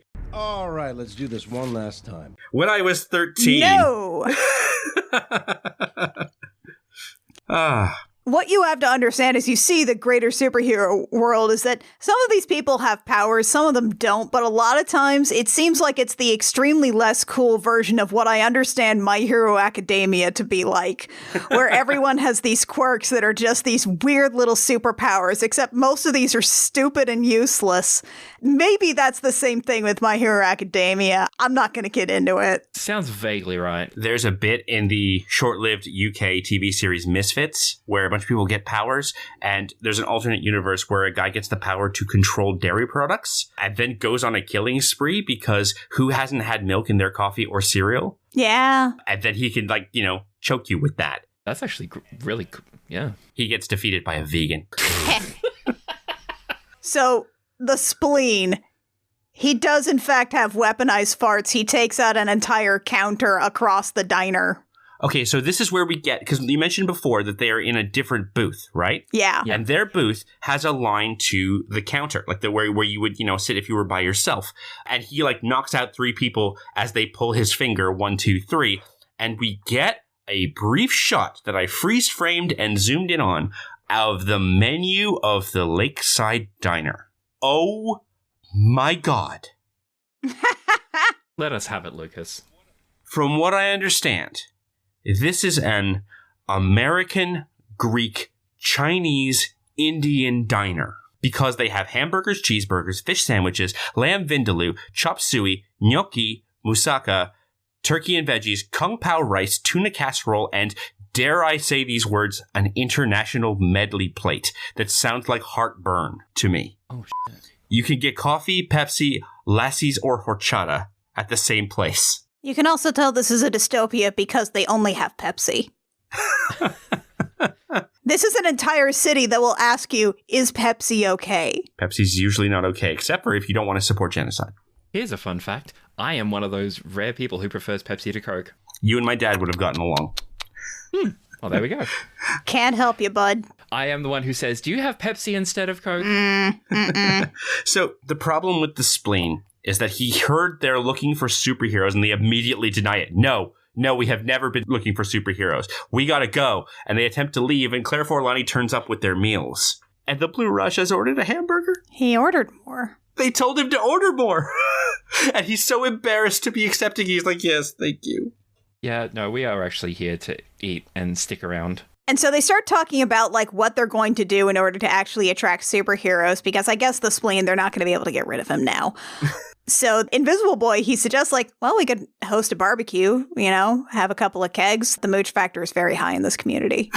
Because anyone who could turn up for a superhero tryout in the middle of the day has all going on else in their life. They even suggest like, man, if we did this somewhere with a swimming pool, it'd be so great. And then everyone looks directly at the man who lives in the suburbs. And we do a nope, no way, not no how. There's no way you're hosting this in my backyard. And we get a Gilligan cut. Yeah. I can't believe we're hosting this in my backyard. There's so many bad superheroes at this part. They're like throwing each other into the pool. They're chucking beer. Lucille is so mad. I don't deserve this. And the shoveler's like, you're right. If one person vomits in my pool, I'm gonna divorce you. And he's walking along like, yes, dear. I'm sorry, dear. This was not my idea, dear. And she takes the kids and leaves to give them some space. And she leaves off with an incredible line. There's a lot of other men I could have married, Eddie, and there still are. And he goes, I understand. Oh, I love her. She's great. She's really good because it never tips over into her being cruel to him and saying you should not be a superhero. She's not a nag. She's not a tyrant. She just wants him to be a normal guy. And as the movie develops and you see that, like, she is fairly credibly thinking about leaving him later, like, every time she speaks to him, even when she is disappointed with what's going on, there is still so much love between them very clearly. These are two very good actors. Yeah, and she specifically says it's because she's worried about him. Because what if you go out and you get killed? Yeah, and they could have so easily made her a nag. They could have framed her as bad or annoying or a terrible wife. But no, she really is just... Well, she could have been Honey, from The Incredibles. Where's my super suit? And she's like, I am the greatest good you are ever going to get. Honestly, But she's not. Instead, she's a person. Right. So, here's the thing. Who is ready for a failed tryout montage? Oh, God, let's go. Let's just go. Let's just get this thing over with. So, first and foremost... We've been recording for 2 hours. We gotta go. First and foremost, we have Dane Cook as the Waffler. God. Fuck me. Golden crispy. Bad guys are history. He's wearing a shirt with waffle iron burns on it, and he uses his iron of justice and he, puts it to his face and makes a sizzle noise. He's bad.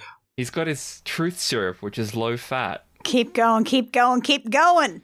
Yeah, no. We gotta keep going. I got a note. Poor Dane Cook was told to turn up on the day where whatever you want, you're going to be the waffler, right? And then he arrived, and what he learned is that Ben Stiller meant that he was the waffler in that he couldn't make a decision.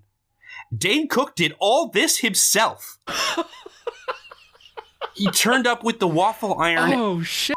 And the shirt with burns on it and the syrup in the holster all on his own. Okay, I actually respect that. I do not respect Dane Cook. You under no circumstances have to hand it to Dane Cook. Okay, fair, fine. Yep, no, fair point. But do you know who you do have to give it to? Your friend Doug is here, Annie. My friend Doug. It's my friend Doug, and he's the character from the comic book, I guess? Nope. This is entirely a creation of the movie. Doug Jones is... Pencilhead? Pencilhead. And then he has a little boy behind him. Oh, God. Who is son of Pencilhead, and they erase crime. This bit is great. We needed a tall guy. We needed a tall, skinny guy to wear a costume, and it's like Doug Jones is forever that man. And you know what? The screenwriter was probably like, hey, you know who they got for Hocus Pocus? I know a tall man who would love to not have some shit on his face today. You know who wants some talkie rolls? It's Doug Jones. I always forget how nice Doug Jones' voice is. Like, it's really nice. Even from this one line. He's a lovely man. Yeah. They stage it so Jones comes in, he's like, hi, yes, I am Pencilhead. And then this kid who's half his height pops out and says, and I am son of Pencilhead. And you can tell that this child dragged his father to this. This kid wanted so badly to be here, and the dad is embarrassed to be here, but he's doing it for his son, and the son is having a fantastic time, and they are 2 generations of crime erasers. It does also say PM on their shirts, which I assume means Pencil Man, I guess. Yeah, Pencil Man, except that Pencil Head, it's okay. Yeah. And as they go, the kid's like, "Did I do all right?" And Pencil's, "Yeah, I think they like us." Oh, God, it's so cute. But yeah, so let's rapid fire through the rest of these. Some of these are jokes that suck, I'm sorry to say. Yeah. Yeah, we got Ballerina Man, who's a big scary guy who can dance. It's hilarious to imagine that there might be like male dancers or male ballet performers. That's just, I can't imagine that would ever exist in the history of the art form. Unthinkable. Hey, who plays the prince in Swan Lake again? A lady, right?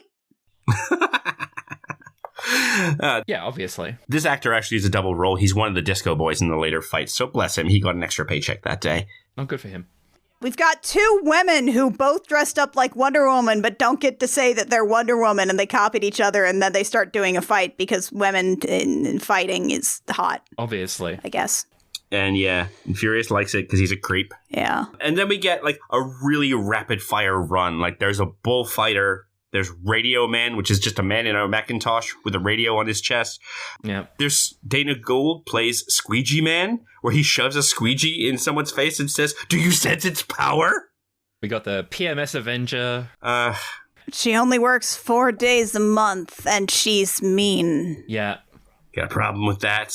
Menstruation is so funny. And like us, at that point, Furious says, "Okay, that's it. I'm done." And they cut the montage. And everyone's sitting by the pool, kind of staring off in the distance, and Spleen throws a little rock in, and Invisible Boy throws a little rock in, and Furious whips a rock really hard. But then one last person comes in through the garden gate, and they tell her to leave.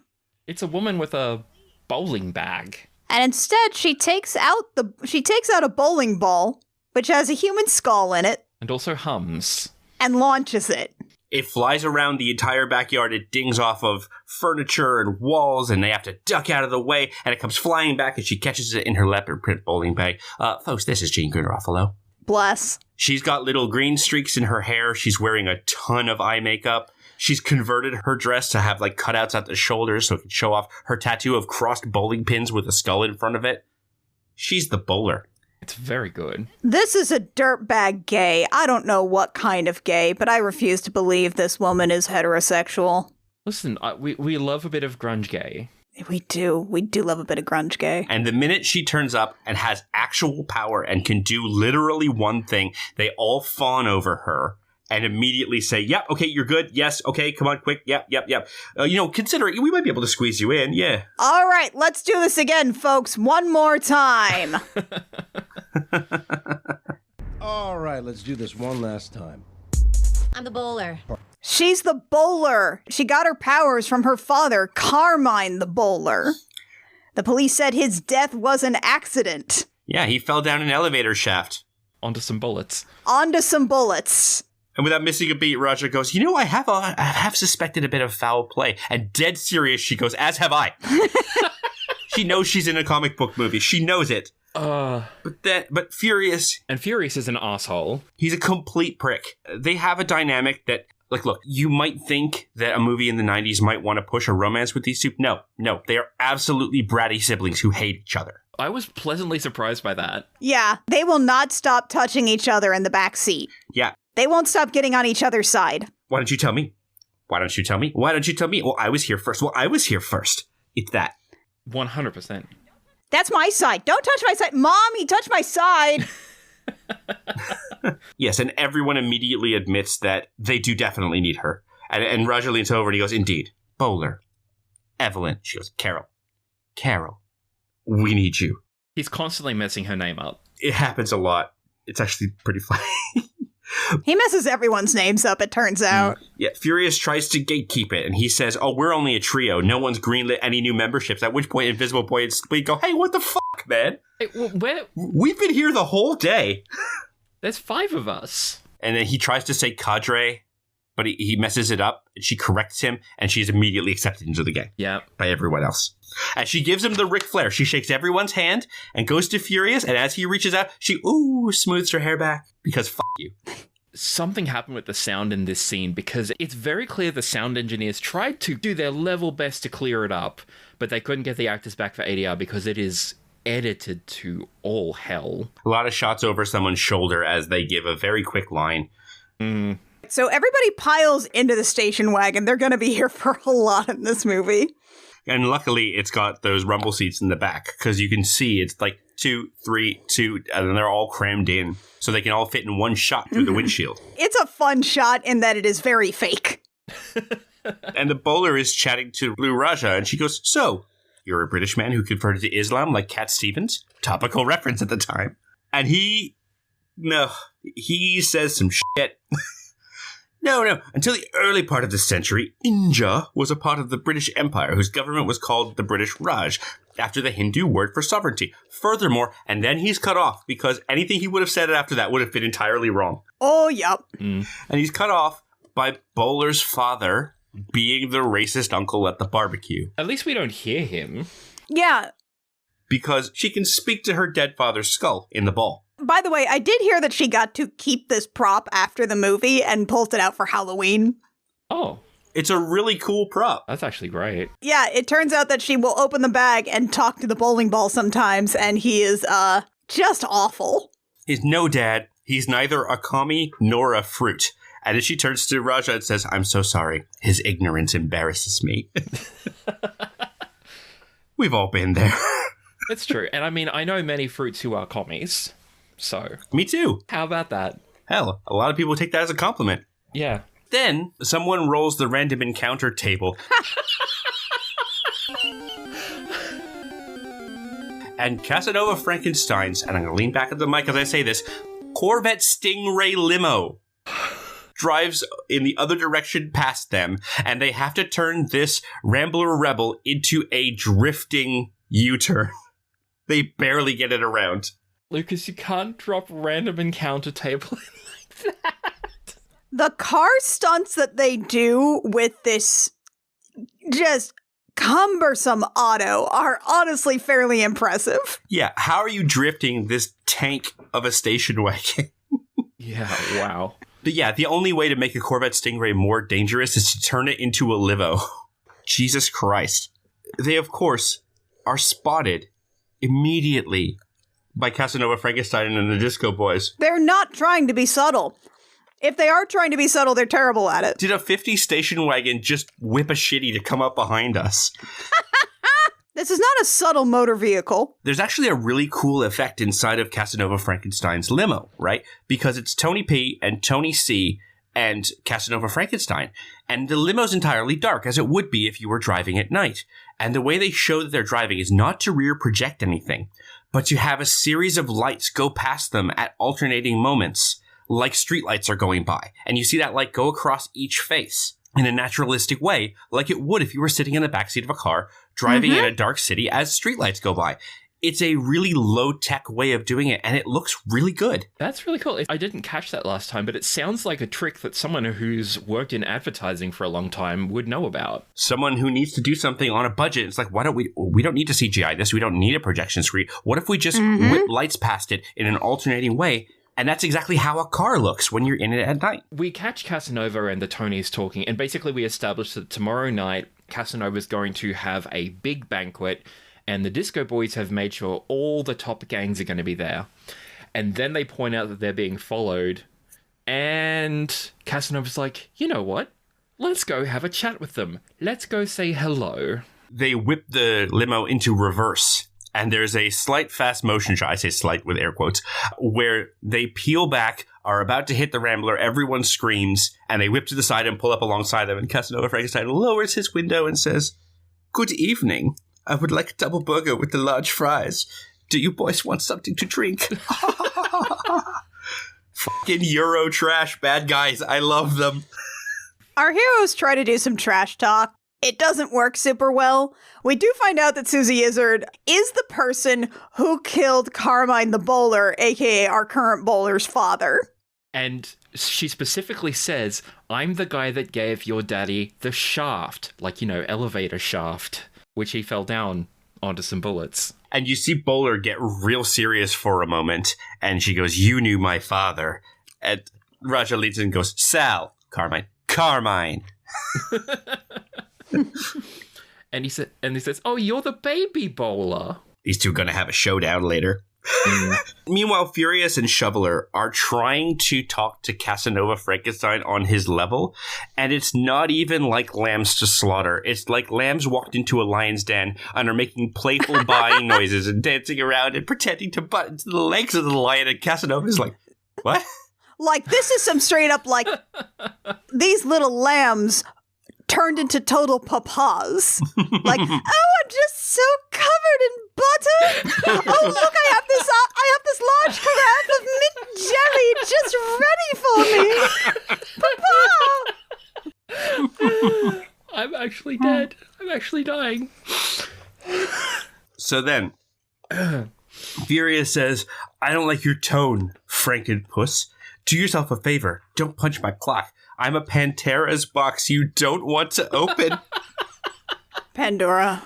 It's like, it's Pandora. And He's Pandora. This is a line from William Shatner. He looks at him and he squints and he goes, don't correct me.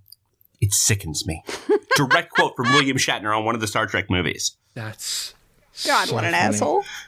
There's a later line too, and I'll point it out when I get there. But this is enough because Shoveler says, all right, I'm asking you one more time. Where's Captain Amazing? And Casanova's like, I'm bored. This is clearly not what I wanted it to be. And then we get the only cool moment these guys get before the end. Yep. Because Invisible Boy goes, hey, shove, and he slides the hard hat along the pavement. The Shoveler drops his shovel. It lands to one side. He holds it with his foot. Furious steps onto the handle of the shovel, and Shoveler steps down and launches him up onto the roof, and it's done, bam, bam, bam, like they practiced it. He catapults him. It's a little lever. It just happens. It's been like less than a day since they started up. They must have briefed Invisible Boy on how this is done, like, straight away, like, immediately. And the movie treats this like this is a fastball special. It's shot so cool, except for there's one problem. It's Furious on there. He gets on the roof of the car and he has no idea what to do, so he just starts stomping and does a belly flop onto the hood. It's ridiculous. Complete impotence. While screaming, people who live in glass houses shouldn't, because this is what happens. And then he tries to elbow the windshield and hurts his arm really bad. My God. Meanwhile, there's a man with a shovel, and he's able to, do everything that hitting really hard with a shovel will do, which is not favorable to car doors. Yeah, he dents the shit out of that bodywork. And as they try to open the door to fight them, Bowler and Shoveler both block the doors with their heels. Raja throws a fork into it while screaming, fuck yourself! Because there's a lot of fork puns in this movie. Yeah. It ricochets around the car and hits the windows, which rolls the windows up, and they have Spleen fart into the car while screaming, pull! They're getting all their shit in. Yep. It's like the Royal Rumble. Everyone's getting their shit in. And Furious is up there quoting the Bloodhound Gang as he bashes on the roof. The roof is on fire. We don't need no water. It's not on fire, but you're just stomping on it and not doing anything. And the bowler yells, here comes Daddy, and whips her bowling ball through one side of the limo and out the other, swings around, and she catches it, and she does a little, what? Like that actually worked. She's so excited. And then everyone runs because they realize they have exactly zero follow-up to any of this. Yep. They just jump back in the car and book it. Go, go, go, go, go, go, go. And hey, remember how the Disco Boys beat the shit out of you earlier? Casanova's actually kind of impressed. He kind of looks over his, like, fucked up bodywork, and he's like, all right. Okay. All right. That happened. Love of the game. He's delighted. Love of the game. And now that they've basically just vandalized a villain's car, like a bunch of shitty teens, they're like, let's go get drunk at a restaurant. It's a Chinese restaurant. It's got the big pagoda out front with loads of neon, and everyone's drinking from shitty tiki drinks with umbrellas and are like throwing their arms over each other like, did we do good? Oh my God. And this has the vibe of a bunch of young people who have just won their dodgeball competition and have come straight from the gym without showering. It's got to smell crazy in there. Oh, these are the theater kids coming from opening night going to the Denny's. 100%. Actually, I got a little anecdote for this. when I played roller derby, we were sponsored by one of the local clubs in town. What that meant was that we were the only people who could get into that club wearing a sports uniform. Because you can't go into a lot of clubs in Australia wearing sports uniforms or you'll start fights because people like hate your team. Yeah. But we could do that, and we would sometimes go straight there after a game, and we were those stinky people getting shit-faced while covered in derby sweat. Oh, yeah. It's so cute. Invisible Boy is wearing the shoveler's helmet, like pushed back on his head like a baseball cap. It's so cute. He's just a little kid. He's just an earnest teen. We have this fun bonding moment between Bowler and Blue Raja about like Raja's relationship with his mother, the fundamental ways in which parents shape their children and how you have to deal with it as an adult. She's got her bowling ball dad who's perched on a glass with some liquor in it. She's like, yes, also the father is a very important role. Can you not do this? I'm trying to have a conversation. Literally mirroring. And then it gets a little petulant, and it gets a little bit teenager, because she's like, I'm trying to have fun. I'm trying to have fun with my adult friends. And then switches. Do you want to go back in the bag? I will put you back. You make the rules. And she's like, And she continues. God, I never realized till now that it's a direct mirror of Raja and his mother. Yeah. Mm-hmm. Yeah. Meanwhile, Spleen slides over to the bowler and gives her a look. As she glances to her right into his eyes, looks back at her drink, and very quietly says, "There's not enough beer in the world, Spleen. I'm sorry." And you see it hit him. Like, her line delivery in this movie is so flat. She's just like, no. It is great. I'm cutting this off right now. She's not mean about it, but she's just, this is not happening. We're not going to do this. And he immediately slides back. And he asks Invisible Boy, hey, when are we going to see your powers? And you see Invisible Boy kind of crumple a little bit and get sad. And Shoveler stands up for him. Yeah. He says, it's so good. He says, it'll happen, kid. Don't you worry. Because he's a dad. He's a dad. And, like, this is a little earnest kid. Yeah. This could be one of his sons in 10 years. Exactly. It's like, no, you believe in yourself. You can make it happen. And then so they're leaving. And everyone is very drunk. The Shoveler is hammered. He declares to the alley, I'll show you trash cans. And they're, like, holding each other up. It's messy. But there's a problem. They left the Rambler out front, and the Disco Boys have found them.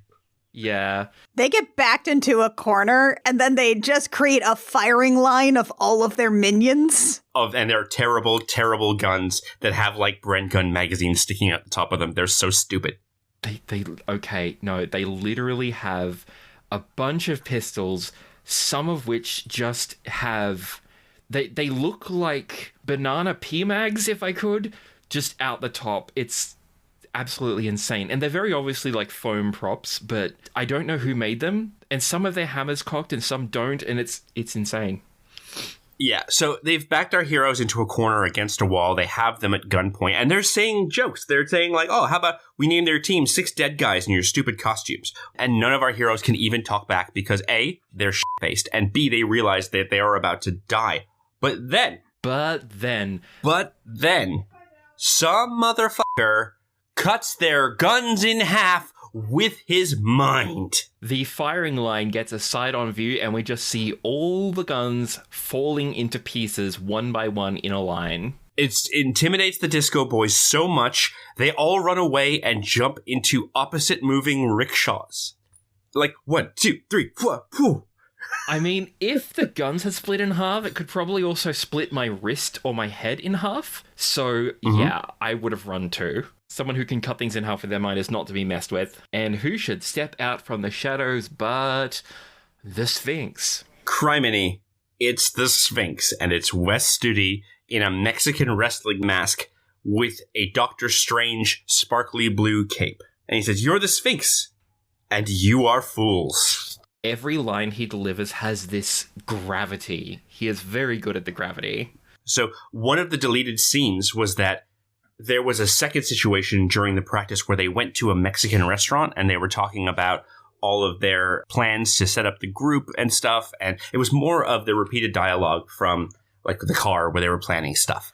And you see, like, they talk about the Sphinx, and then you see the busboy walk past with a cart and take their trays and their dishes and stuff. And as he pulls away, you see he's got an Ankh tattooed on his hand. And, like, it pans up and you see he's wearing a mask just above frame. Oh, okay. And again, in another mashing of the various cultures of this movie, the Sphinx is an Egyptian mystery-themed superhero, and he's played by a native guy, and he was working at a Mexican restaurant and wears a Mexican wrestling mask. It's a lot. It's unclear if this Cherokee man is supposed to be playing a different ethnicity or if he is playing a Cherokee man who is Mexican, Egyptian, Arab themed. Wait, I remember this from Highlander. He's an Egyptian guy pretending to be a Spaniard, and he's played by a Scotsman. Oh, God damn it. Yeah, either way... He's from lots of places. Motherfucker. Either way, he just speaks like every word is the word of God. He speaks with this weight that no other character has. The wise man knows that he is weakest where he thinks himself strong. And everyone is really impressed by all of this. The implication is that the Sphinx, like much like these are modern superheroes, these are, I'd say, maybe Dark Age or late Bronze Age superheroes. Sphinx is from the Golden Age. Yeah. He talks like a Golden Age mentor to a modern hero. So he's Dr. Fate talking to Jared Stevens, the man called Fate, with his big knife. Everyone's really impressed, except for Furious. Furious doesn't buy it. Because he keeps talking every single time in these, like, phrases that loop back around on themselves. Yeah. That they don't actually say anything. You must be like the wolf pack, and not like the six pack. To learn my teachings, I must first teach you how to learn. God. Yeah, that shit. You are not ready to face so great an enemy until you have vanquished the enemy within yourselves. And Furious is just like, what? He's the only one who has not bought into this. Yeah, but everyone else loves it. They're in it. Yeah, Shoveler even says, it's leadership. It's what we've been missing. And he looks straight at Roy. Directly at Roy. Oof. But even Invisible Boy says, it's cool, right? It goes right up to the point of being, like, confusing. So who wants a training montage? Let's go. Oh, boy. And we have a couple of little things where we actually see him, like, correct some mistakes they're making or teach them how to do something new. Yeah, so the Blue Raja, when he throws his forks, does a lot of huge gestures and arm waves and stuff. Like overhand shots, that kind of thing. Yeah, and flare of the cape and everything. And Sphinx basically walks up to him, holds his arm forward, and holds a flap of his cape over it, and just says, just throw it forward. And suddenly he can hit a bullseye 3 times in a row because it's CGI forks, not Hank Azaria actually throwing a fork. Because learn to hide your strikes from your opponent, and you'll more easily strike his hide. That one got a laugh out of me when I first heard it. And Shoveler is like sparring with Spleen, and Spleen is screaming every time he swings the shovel. And the short version is he's like, you can use more than your shovel. You can punch a guy. You can hit a guy with your head. You can do something else.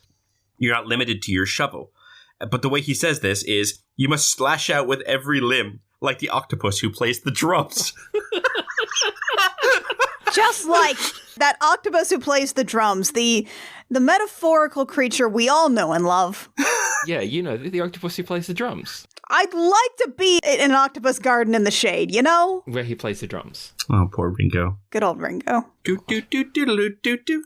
I like that song. Octopus Garden is underappreciated, frankly. It is. Also, the Muppets cover of it, done by Kermit. It's fun. I like that. So Furious has a hammer, and he's trying to balance it on his head because, quote, when you can balance attack hammer on your head, you will head off your foes with a balanced attack. And I'm so happy at that sentence. It's so dumb. And he's like, okay, sure, why not? But why am I wearing watermelon on my feet? And Sphinx looks down, and he's got a watermelon on each foot like a slipper. And Sphinx looks back down, and in an incredulous tone, he says, I don't remember telling you to do that. And as he walks by and the training montage starts, you would think it would start in earnest, but as he walks by, we hear some familiar little twangy notes. And Lucas, do you want to, like, fade those in? Hey now, you're an all-star. Get going. Get paid. That's right, folks! All Star by Smash Mouth is from Mystery Men. The Mystery Men are in the McG directed video clip for it. Yes, it does predate Shrek by 2 years. You have to understand, Shrek memory holds so much about what was going on at the time in pop culture, including Smash Mouth. All-Star was on the radio and in ads and in movies for 2 solid years. It was everywhere, and then it was in Shrek. All-Star was the follow-up single to Walking on the Sun, which was a big enough hit in North America that it was on the Big Shiny Tunes 2 compilation that I got when I was like 15 and shaped my musical taste for the next few years. I don't know if it's a better song, but Walking on the Sun certainly has a bit more to it. Yep, so the Sphinx is having them all repeat that they believe in their powers, and then he has them repeat that they believe in the powers of their teammates. And what you notice is everyone is individually really strong saying, I believe in my powers. And everyone trails the fuck off when they have to say they believe in the powers of their teammates. They are struggling with that teamwork thing. Because this team must learn to work together or, mark my words, it will be torn apart. Mr. Furious also does the thing where you kind of half-heartedly mouth the words along to the thing that everyone's supposed to be reciting, which was me in elementary school during the Pledge of Allegiance. Hey, everyone's had to try and sing a hymn and go, I wish that was me. I wish I cared less about hymns when I was a kid. Second verse of Advanced Australia Fair, man. Nobody knows that shit. Everyone knows that shit. I'm not from here! No, you're not. Everyone from here knows that shit. Then I'm like, oh shit, no one knows Beneath Our Radiant Southern Cross at all. Anyway. I only know it because Is this Adam... the anthem? It's the anthem. Oh, okay. Throw your damn hands up. God damn it, Lucas. I know it because Adam Hills did a joke where he sang the entire Australian national anthem. In the style of Jimmy Barnes. That's how I learned all the words. Yeah. But yeah, I love that Andy caught astray with that Good Charlotte reference right there. Yeah, I did. Sphinx does what any teacher watching a group project can understand. He makes them work together. He's like, all right, everybody gather around and embrace each other. And he makes them do a group hug. And that's too much for Furious. He has to leave. He can't stand this emotions crap. It's group hugging. We can't be doing that. Well, hey man, he who questions training only trains himself at asking questions. What? Furious is like, wait, what? Then, hey Annie, you're good at looms, right? I am an amateur at looms. It switches to them making their own new costumes and stuff. And the Blue Raja is working on a really nice looking 4-shaft loom. That's probably maybe about a 24-inch or 26? There you go. I want to learn how to work on 4-shaft looms. You can do so many neat things with them. Yeah, and so he's making them in order to invest in their own character. He's making them make their own costumes. And this is some inside the actor studio shit. This is the kind of stuff that Viggo Mortensen did to embody Aragorn, son of Arathorn, sometimes known as Strider in the world of men. Hey, y'all talking about Aragorn? Y'all talking about Aragorn, the son of Arathorn? Known to the men of Bree as Strider? Called Elisar by the elves? Y'all talking about Aragorn II, the High King of Arnor and Gondor? In whom the blood of Numenor flows? Aragorn? Who wields Anduril, the Flame of the West, the sword that was broken and reforged? We talking about House Telcontar over here? My boy Aragorn? Yeah, I love that guy.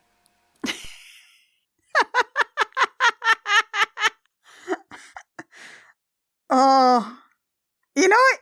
I just wanted you to feel like Chris was in the room, Annie. I hear that shit all the time. So they're sewing, and like Sphinx is running through a sewing machine, and they're all doing it differently. It's a beautiful looking sewing machine, too. Like this really classic singer. It's like the foot pedal kind. Yeah. And he needs the pinking shears. And they're like trading it back. And Furious is like, you know what? The clock is ticking here. Are we going to sew dresses all day? Or are we going to rescue Amazing? And also, I need a thimble. Does anybody have a thimble? And he starts to argue with the Sphinx again, who says, until you learn to master your rage. Your rage will be your master? That's what you were going to say, wasn't it? And the Sphinx is speechless. And he's like, no, it wasn't. So he's had enough, and he's decided that he's going to leave. And, oh no, he does the thing. He does the Jerry Maguire thing. Where he's like, fine, come on. Eddie, Jeff, let's go. And the others won't go. They don't want to come with. Man, I love the look that Paul Rubens gives as the spleen in this scene, because he's just sitting there, like, just sewing, just hand sewing, just glaring up at him. It's a really good moment. Like with this very half-lidded, completely unimpressed stare. Paul Rubens is a good actor. People don't give him credit for that. They really don't. Like, he doesn't even break stride here. Just sewing, just the utter disdain in his expression. I love some good non-verbal acting. And the Shoveler and Raja both try and, like, do what they've done before and kind of deflect him and be like, no, Roy, come on. He's getting results. It'll be fine. And Raja actually has to say, I don't want to leave the Sphinx. And then Furious appeals to the group. So, come on. Do you want to stay here or do you want to be superheroes? And they all kind of, like, look away. Bowler just tells him to shut up. Aww. And he gets to say, I don't need a compass to tell me which way the wind shines. Buddy. It's fucking, that's a hell of a line. Boy, guy, my dude. He storms off like Sunfire out of the X-Men. Shoveler tries to hold it back, and he's like, no, let's not talk about it. Do you want to take care of business? If not, I guess I ride in a wolf pack of one. God, you suck at this, Roy. And again, Shoveler's the guy who's like everyone else is like, oh my God, let him go. And Shoveler's like, I should go after him and talk to him. Because he's the dad. He's the team dad. Because you don't want him around, but you don't want his feelings to be hurt either. You don't want to be the one that has caused this. Yeah. If he was not around, that might be a little better, but you don't want to be the asshole who's done the thing. I love the Shoveler. I really love him. He's great. The Bowler actually pipes up. He's like, oh, geez, if you love him so much, why don't you marry him? And Shoveler turns on her and says, why don't you marry him? Why don't you? Why don't you?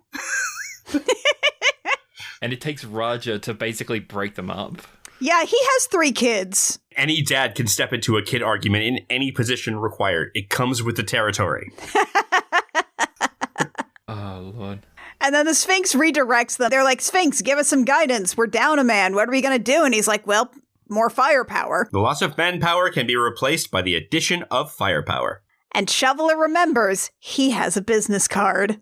Hey, remember that business card? Although Raja tries to protest that he won't use guns. He's been crystal clear about that, and Shoveler's like, he won't even use a knife. And he said, yeah, to beat Casanova Frankenstein, you will need to have more than forks and flatulence. Yikes. I don't know, well-aimed flatulence could work. He suddenly remembers, and he says, the same tone that Tom Waits made him repeat it in, Heller. And he takes out the business card. See, it works. Jingles work. Meanwhile, at the abandoned amusement park, they cross a salt flat to an honest-to-God carnival graveyard! Yeah!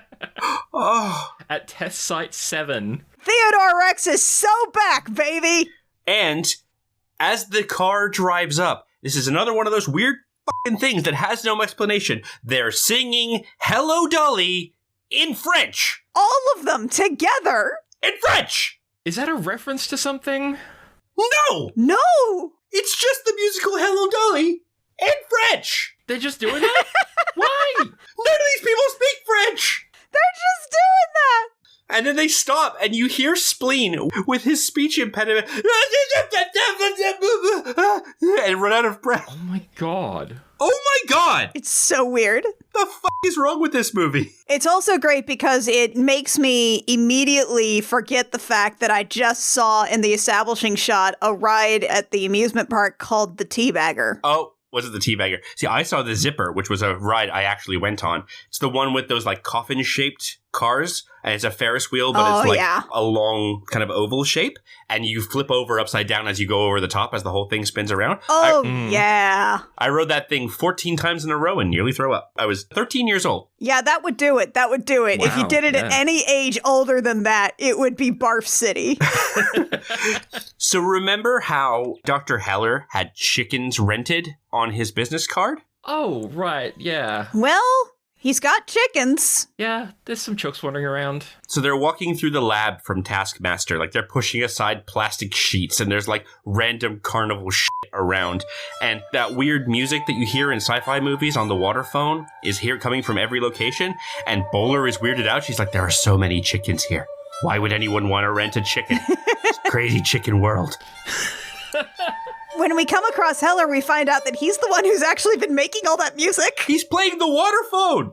He's playing the water phone. This must just be Tom Waits' house. It's just Tom Waits. This has got to just be his house, right? This is just where he lives. That's so funny. He's standing on one foot with the other foot back, like he's a water feature in a fountain. He's playing the water phone with a stick, and they walk in and they go, he goes, oh, hello. For fun. What were you doing, my man? Good Lord. I had never heard of a water phone until today. It's a cool little piece of equipment. Yeah. I absolutely believe that Tom Waits would have one in the boot of his car at any point in time. The guy got introduced to the Hall of Fame by Neil Young. He absolutely has one of those sitting around. I literally thought it was just another random gizmo, not an actual real instrument. Oh, yeah. I mean, it's kind of like the theremin, right? It's one of those things that sounds completely fake. Yeah, it sounds like it shouldn't be a thing, but it is. So he sees them, and then he points a blow dryer at them. And he's like, are you the shovel head and fork man?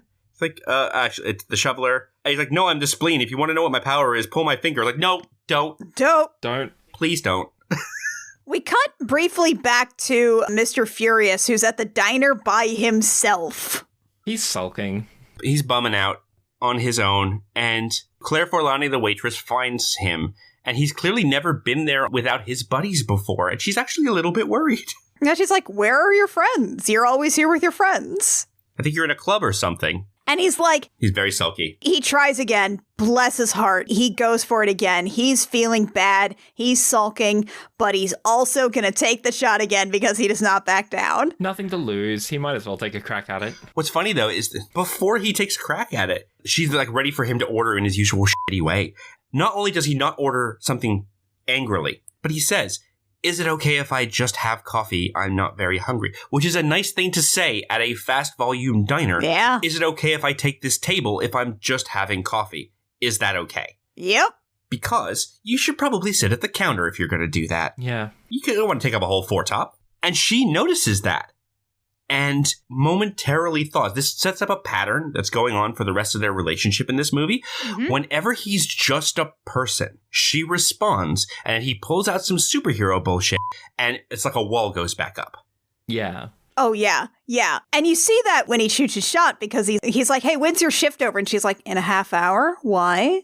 He's like, well, I think I should walk you home because, since Captain Amazing disappeared, it's been really dangerous and it's not a good neighborhood and it's very dangerous. And she starts to walk away and then he changes mid-sentence and it's like, and actually, I just think it would be nice to walk you home. And she says yes. And that's what makes her say yes. Annie, does this remind you of another character who's like this, always putting up a front and a face, but he's kind of charming when he drops it? It absolutely does, yes. And we can't get into that in this podcast. We cannot, no. Try listening to some of our other podcasts if you want to know more.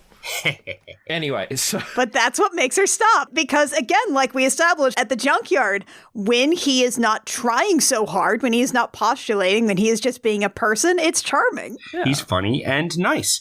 But we got to cut back to some weird bullshit. It's gadget time. It is Gizmo Central here in Heller's lab. And it's the weirdest thing. It's a bunch of guns and weapons and shit. But Heller says that all of his weapons are non-lethal. And when we say guns, we mean these are Men in Black guns. Exactly. It's so Men in Black guns. It's like super soakers built out of chrome. Like, they're enormous. And even Spleen acts like a 10-year-old. He grabs one. He's like, blah, blah, blah. It's like, please don't. You're going to kill somebody. And that's when he says, oh, no, don't worry. Don't worry. Everything here is non-lethal. And Bowler specifically is like, I see. How delightfully eccentric while simultaneously being a complete waste of our time. No offense, can we leave now? And again, her flat delivery in this, it's so great. She's like the autistic bitch queen of my heart. I love her. Yeah, and so as they're leaving, and they come out of what is clearly an old funhouse. It's like Journey to the Center of Mars. You hear her say, and she has clearly been talking this whole time, and you see that's why, in general, a mad scientist is less desirable than, say, your garden variety scientist. And Heller comes out, and he takes out what looks to be like an army-issue can of beans, pops the top, screams incoming, and throws a fucking tornado on them. It just bursts out, and it picks up the spleen and just throws him around for a little bit. Yeah, he goes into the music video zone for a bit. Like, you know when Busta Rhymes is really close to the camera and he's like yelling at you, but it's got a really good beat. And so he spins around doing that and then he falls on a car and he farts again. Of course. He even just does like the same 2 yells, like, ah, ah, ah, ah, like over and over again for a good 15 seconds. Like his barks are on loop. That said, they are the Pee Wee Herman yells. Yeah. Ah! And you would think that this canned tornado will make an appearance later, that maybe it'll be like a Chekhov's gun, a Chekhov's tornado, if you will. No, it never comes back. No, we've already seen it. Never. Yeah. And so he goes through some of the other things. He's got a shrinker, which is a high-temperature fabric adhesive liquid projector based on simple dry cleaning technology. It shrinks clothes. And he also says, in very Tom Waitsy voice, I can trick that out with a clamshell holster, comes with a leather carrying case, got a wad cutter, and a full warranty. He's also got a gun that is a flamethrower. And no, I did not accidentally say flamethrower instead of flamethrower. Yeah, no. Shoveler activates it, and Spleen and Bowler yell at each other for a minute like schoolyard kids. And then he turns it off and they immediately apologize. Because they're heroes, but then Bowler is not going to let Spleen hug her. So after they decide that, oh yes, we do actually want these weapons, we cut back to Champion City, and Furious is actually walking Monica home. And he's being authentic for a moment. He's saying, oh, he still wants to, hang out with them. He wants to join them as they go and rescue Captain Amazing. Because that's what we're doing here, guys. We have to go rescue Captain Amazing. That's what all this has... That's what we've been doing. This whole time. That's why they had to go to a campsite and have a training montage with individual customized tents behind them that are never mentioned at any time. They all have their own tents. There's a black one for Mr. Furious. There's one with the giant Ankh for the Sphinx. They're all different. No one says anything. But he's being real here. He said to her, I got angry and I walked away. I can't just go back. It would be embarrassing. I blew up, and if I went back, what does that mean? And he's being vulnerable with her. And she's like, I think you should just go tell your friends how you feel and tell them you're sorry. And he tries to figure out but is there a really angry way to say I'm sorry? Is there a cool thing that fits into my always angry motif? Yeah, I stormed out. Can I storm back? It's like, no, you can't storm back. No, just talk to them. Just talk to them. This is me. Good night. We cut back to them loading all the weapons in the back of the station wagon, and Sphinx lays out their plan. He said, Shoveler, Bowler, and Raja, the three of you will be like the eagle's claw. You will snatch up the hostage and carry him to safety. We three scouts, the rest of us, will be like the eagle's eye, ever watchful for danger. And everyone says they're ready. And he says, let Operation Three-Eyed, Three-Legged Eagle begin. Good Lord. And they all stick their hand in one at a time and say, "Kra," and then they scream, "Kra!" together. Another salute they have never done before and will never do again.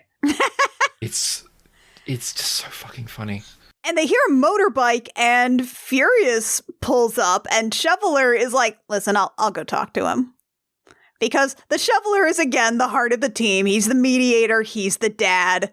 And Furious is extremely awkward. He tries to pull some hey, did I leave my address book here? And he's like, no, you didn't. No. And he's like, what? But then he plays along, and he's like, what does it look like? And he goes, oh, it's denim. It's got a kitten on the front. It says hang loose on it. What? We'll keep an eye out for it. Have you tried going back to where you saw it last? Right, and then finally, because he's a dad. Yeah, he's like, finally. He's like, look, there's something I want to say. I'm angry. I'm angry that I was left out. I'm angry with what's happening to this team. And he starts to splutter, and he hides behind his anger again. And he's like, vision blurry, rage taking over. And Shoveler puts him out of his misery. I think you should join us on the mission. He's like, okay. Rage subsiding. Post slowing. Anger fading. That was quick thinking. Just gives him a pat on the back. He's like, I wouldn't want anybody to get hurt. Because he's a good dad. He's a good dad. He understands what Furious is trying to do, lets him save a little bit of face, smoothly negotiated. Yeah. So then, oh my god, I was excited about the Carnival Graveyard. I am over the moon to talk about the Warriors party that is happening at Casanova Frankenstein's mansion. There are so many different types of guy at this party. Let's go. Themed guys! Oh, okay, so we'll go through this in a minute, but first we have to have everyone argue about what should be the signal, as to whether it should be Karoo or Cuckoo or whatever. Or Whippoorwill. Obviously. But it doesn't matter because go back to the guys. Go back to the guys. So, Casanova has to have his big villain speech. It's wonderful to see so many familiar faces again. First gang, the Suzies. These are effeminate Bosozuko punks from Japan with kabuki makeup and giant pompadours. And at the front is Sung Kang, who's Han from the Fast and Furious series in his first acting role. Fantastic. They're so pretty. All of them are so pretty. They look great. We've got the Suits, downsizing all who oppose them. These are like old-timey gangsters. One of them is just called Big Tobacco. What an excellent question. Big Tobacco. Because they're both business guys and mafia guys. Like everyone, like the Suzies are Japanese punks, but also kabuki guys.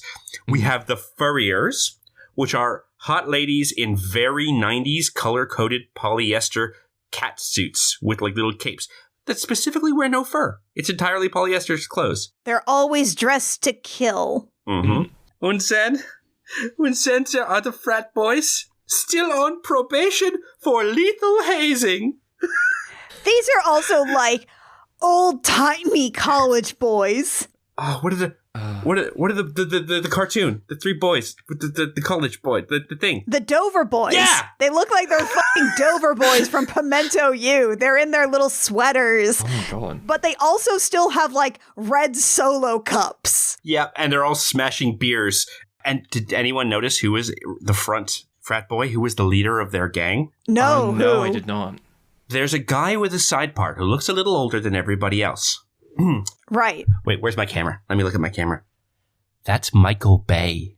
What? No. What? That's Michael Bay. No. Who made Bad Boys and Transformers and all that stuff. No. He was friends with Kika Usher when they were shooting commercials. Oh my god, of course. He even gets a line later when they go to leave and he said, "Can we bring the brewskis?"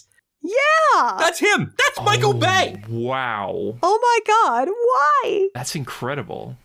Because they had his phone number and he had some time, I guess. Oh my god. Okay. Last cameo of the night, though. Oh boy, I'm ready for this one. The Not So Goody Mob. Okay. Putting the rhyme into crime. This is the Goody Mob. This is the hip-hop group, the Goody Mob. CeeLo Green is there. And this is because they're the not-so-goody mob, but there's a hip-hop group based in Atlanta called the Goody Mob.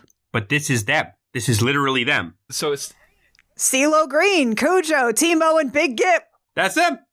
So it's not even a parody of them. It is just them with a different name because it's funny. Yes. You can imagine the conversation that happened where they're like, we want to do this. Should we run it by them to make sure they wouldn't be mad if we made fun of their name? And they went, well, what if we just do it? Yeah. The not-so-goody mob. Which I'm sure is how De La Soul ended up on Teen Titans Go. It's just like, you want to do it? Fuck yeah, I want to do it. That sounds like a blast. Oh, man. Ooh, I wish to meet this De La Soul. Then what are we waiting for? Titans, go! So yes, Casanova has all these gangs. He's like, we're going to have a party. It's a surprise party. I've created a beautiful machine. I'm going to make my citizens share the vision of the world. Can you dig it? But there's a problem. The leader of the Suits, Big Tobacco, wants to know, what about Captain Amazing? What are we doing about this guy? What about Captain Amazing? Remember how he's tied to a chair from before? And so he goes to take them into the next room through the house, which, oh, by the way, his shrink from before, the one who dressed like Maleficent, is at the end of the table looking so bored. Yeah, she hates this, actually. What have I gotten myself into? I thought we were going to go to Europe, and now I'm just stuck in Champion City with all these fucking people. These weird people in their themed suits. All of these types of guys. She was in it for the prestige, the money, the luxury, but this guy is here because he wants to play the game, and she's stuck with him. She wanted to have sex with a supervillain, okay? Whoops among us. She wanted to have sex with a supervillain, and it's not panning out because he's doing the supervillain thing, and he thought maybe you could retire to a nice little place, but no, he's still doing it. Yep. It turns out when you have sex with a supervillain, you wake up the next day and you're on the supervillain's arm as his arm candy, maybe his number 2, and you've got a whole lot of expectations and parties you have to attend in more extravagant outfits, and it's just a whole thing, and you just didn't sign up for that. You have a degree, goddammit. And most of your plot got left on the cutting room floor, and that's not fair. Yep. Do you think she Harley Quinned? Do you think she started out as a psychiatrist and then turned into a supervillain? Oh, absolutely. Got seduced by the guy. Yes. Florence Nightingale, bad guy. Yeah. Would have had to. Mr. F. Gross. So he asked them all to walk this way, and Michael Bay wants to know if they can bring the beers, and even Casanova's like, yes, you can bring the beers. And all the frat boys go, woo! Yeah! Okay, I'm going to cut through this scene real fast because it's stupid and I hate it. So, yeah, Spleen and Invisible Boy are looking through binoculars and being the scouts, and a skunk comes up and he humps the leg of the Spleen. It sucks and I hate it. And they're like silhouetted by the moon. We linger here for so long. It sucks and I hate it. Let's move on. So, there's darkness, and it's like, can anyone see anything? And then you hear Captain Amazing go, hey! Who said hey? Not me. You don't have to say not me. If someone says who, you say, hey! Morons! I'm over here! Captain Amazing is tied to the chair under the Doomsday device, still there from earlier in the movie. It's been a day and a half. I say again, it must smell crazy in there. Oh, wow. Yeah. And he tries to talk them through freeing him and turning off this Doomsday device that he's strapped right below. It's weird because from the way he describes it, it felt like he was trying to get them to turn it on for some reason. Just the way it's laid out. I don't know. Was this weird to anyone else? I could see a version of this movie where it was something that did a similar sort of plot to what Megamind did, right? Which was like, we will work together to have such battles, you and I. Yeah. That sort of thing of like...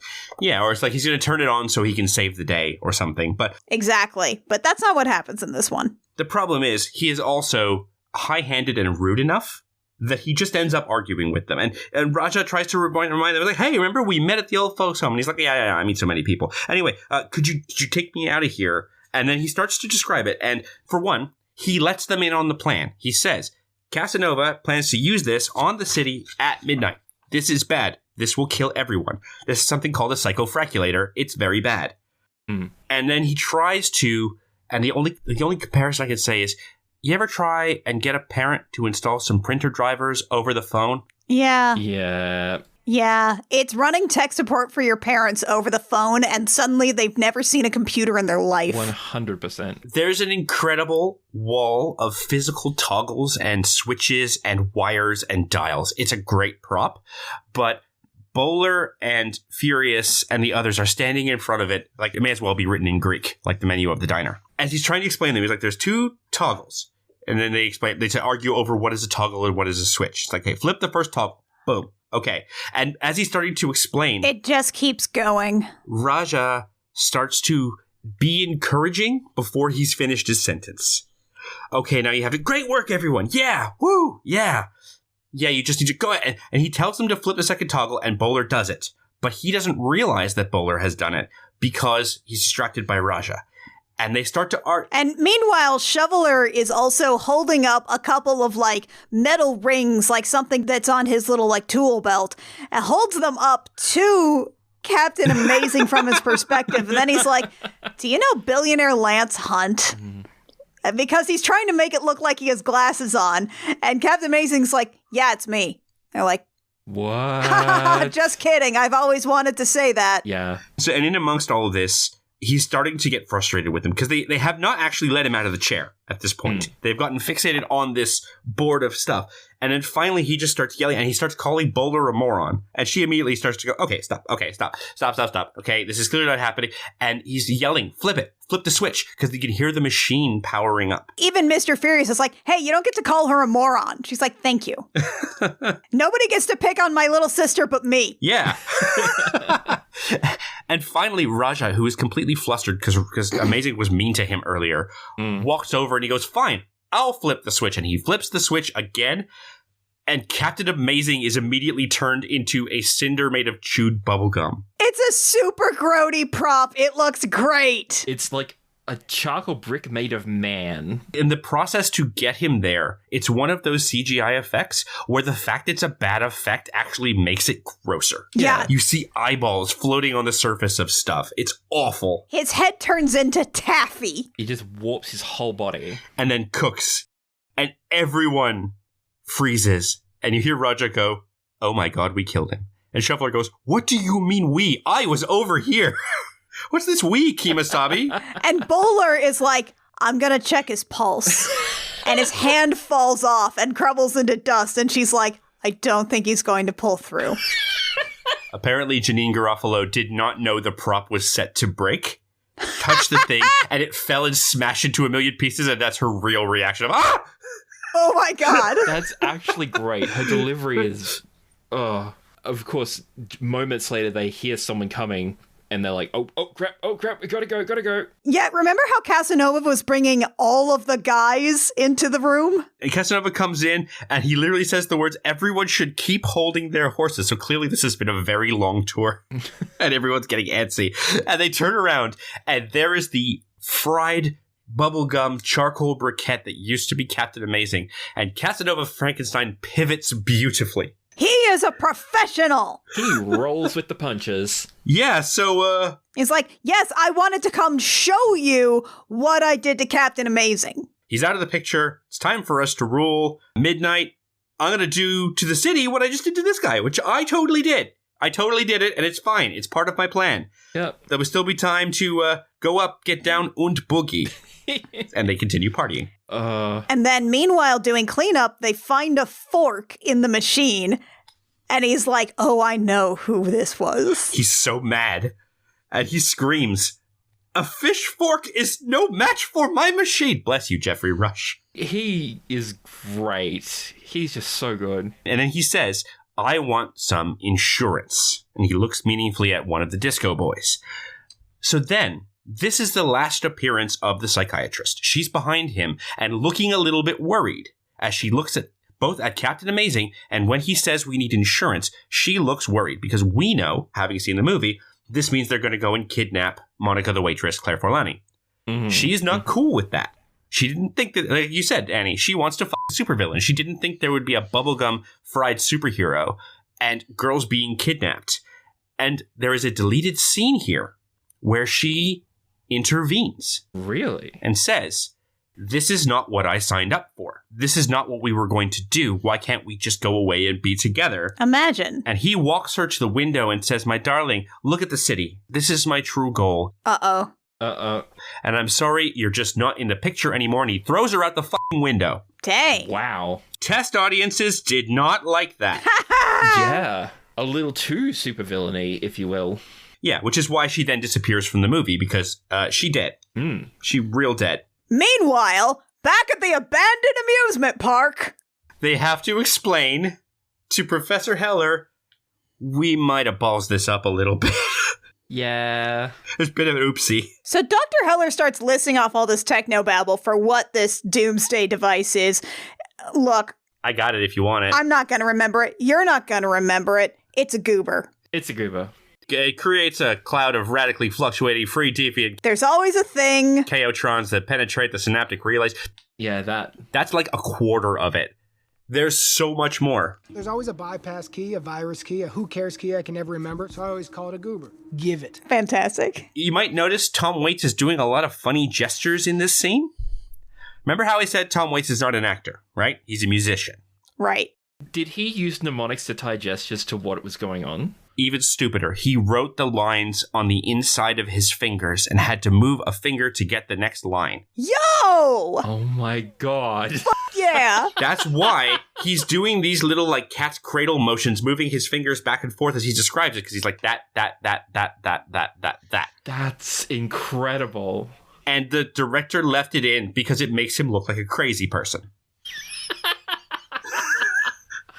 That's amazing. Oh, I love that. Okay. The end result of this is that it was built by scientists who all went crazy and went to the same asylum that Casanova has been in for the last 20 years. So he took their plan, and that's why he was suddenly able to do this thing. And if you turn it on, it's going to turn everybody into fried bubblegum in the whole city. And we need Captain Amazing, but unfortunately, Raja just killed him. Yeah.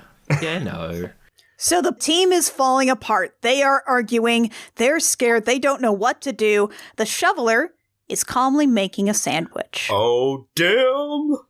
The sandwich! They're like, Sphinx, what do we do? And he's like, let's run away. And they're like, absolutely. Yeah, I like how this man thinks. Let us leave and never come back. You could just leave town. You can just move towns. And just hit the bricks. If it sucks, hit the bricks. Then the shoveler just calmly says, we can't run. And he's like, we're the cavalry. It's just us.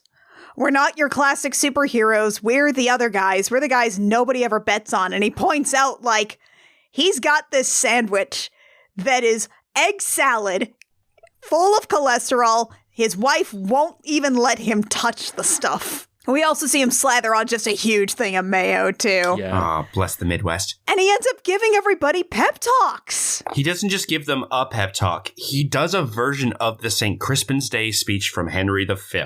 Battle of Agincourt shit. Really? Yes. If we take on this fight, those of us will survive it, will forever after show our scars with pride and say, that's right, I was there, I fought the good fight. Like, that's straight out of Shakespeare. Oh my god. That's so cool. And gentlemen in England, now abed, shall think themselves accursed they were not here, and hold their manhoods cheap, whiles any speaks that fought with us upon St. Crispin's Day! But then, like a dad, he customizes the response to each one of his kids. Yes! He turns to Bowler and he says, I think you and that ball of yours have an appointment that you're going to keep. He turns to Invisible Boy and he says, Invisible Boy, I think it's time you were seen. Sphinx, you have trained us well. Dr. Heller, you've given us the edge we need. And Spleen, I don't want to stand behind you, but I will fight beside you. With pride. He turns to Raja and he says, Jeff, you have a rare and beautiful gift. The city needs you tonight. And Roy, and you see Roy kind of brace.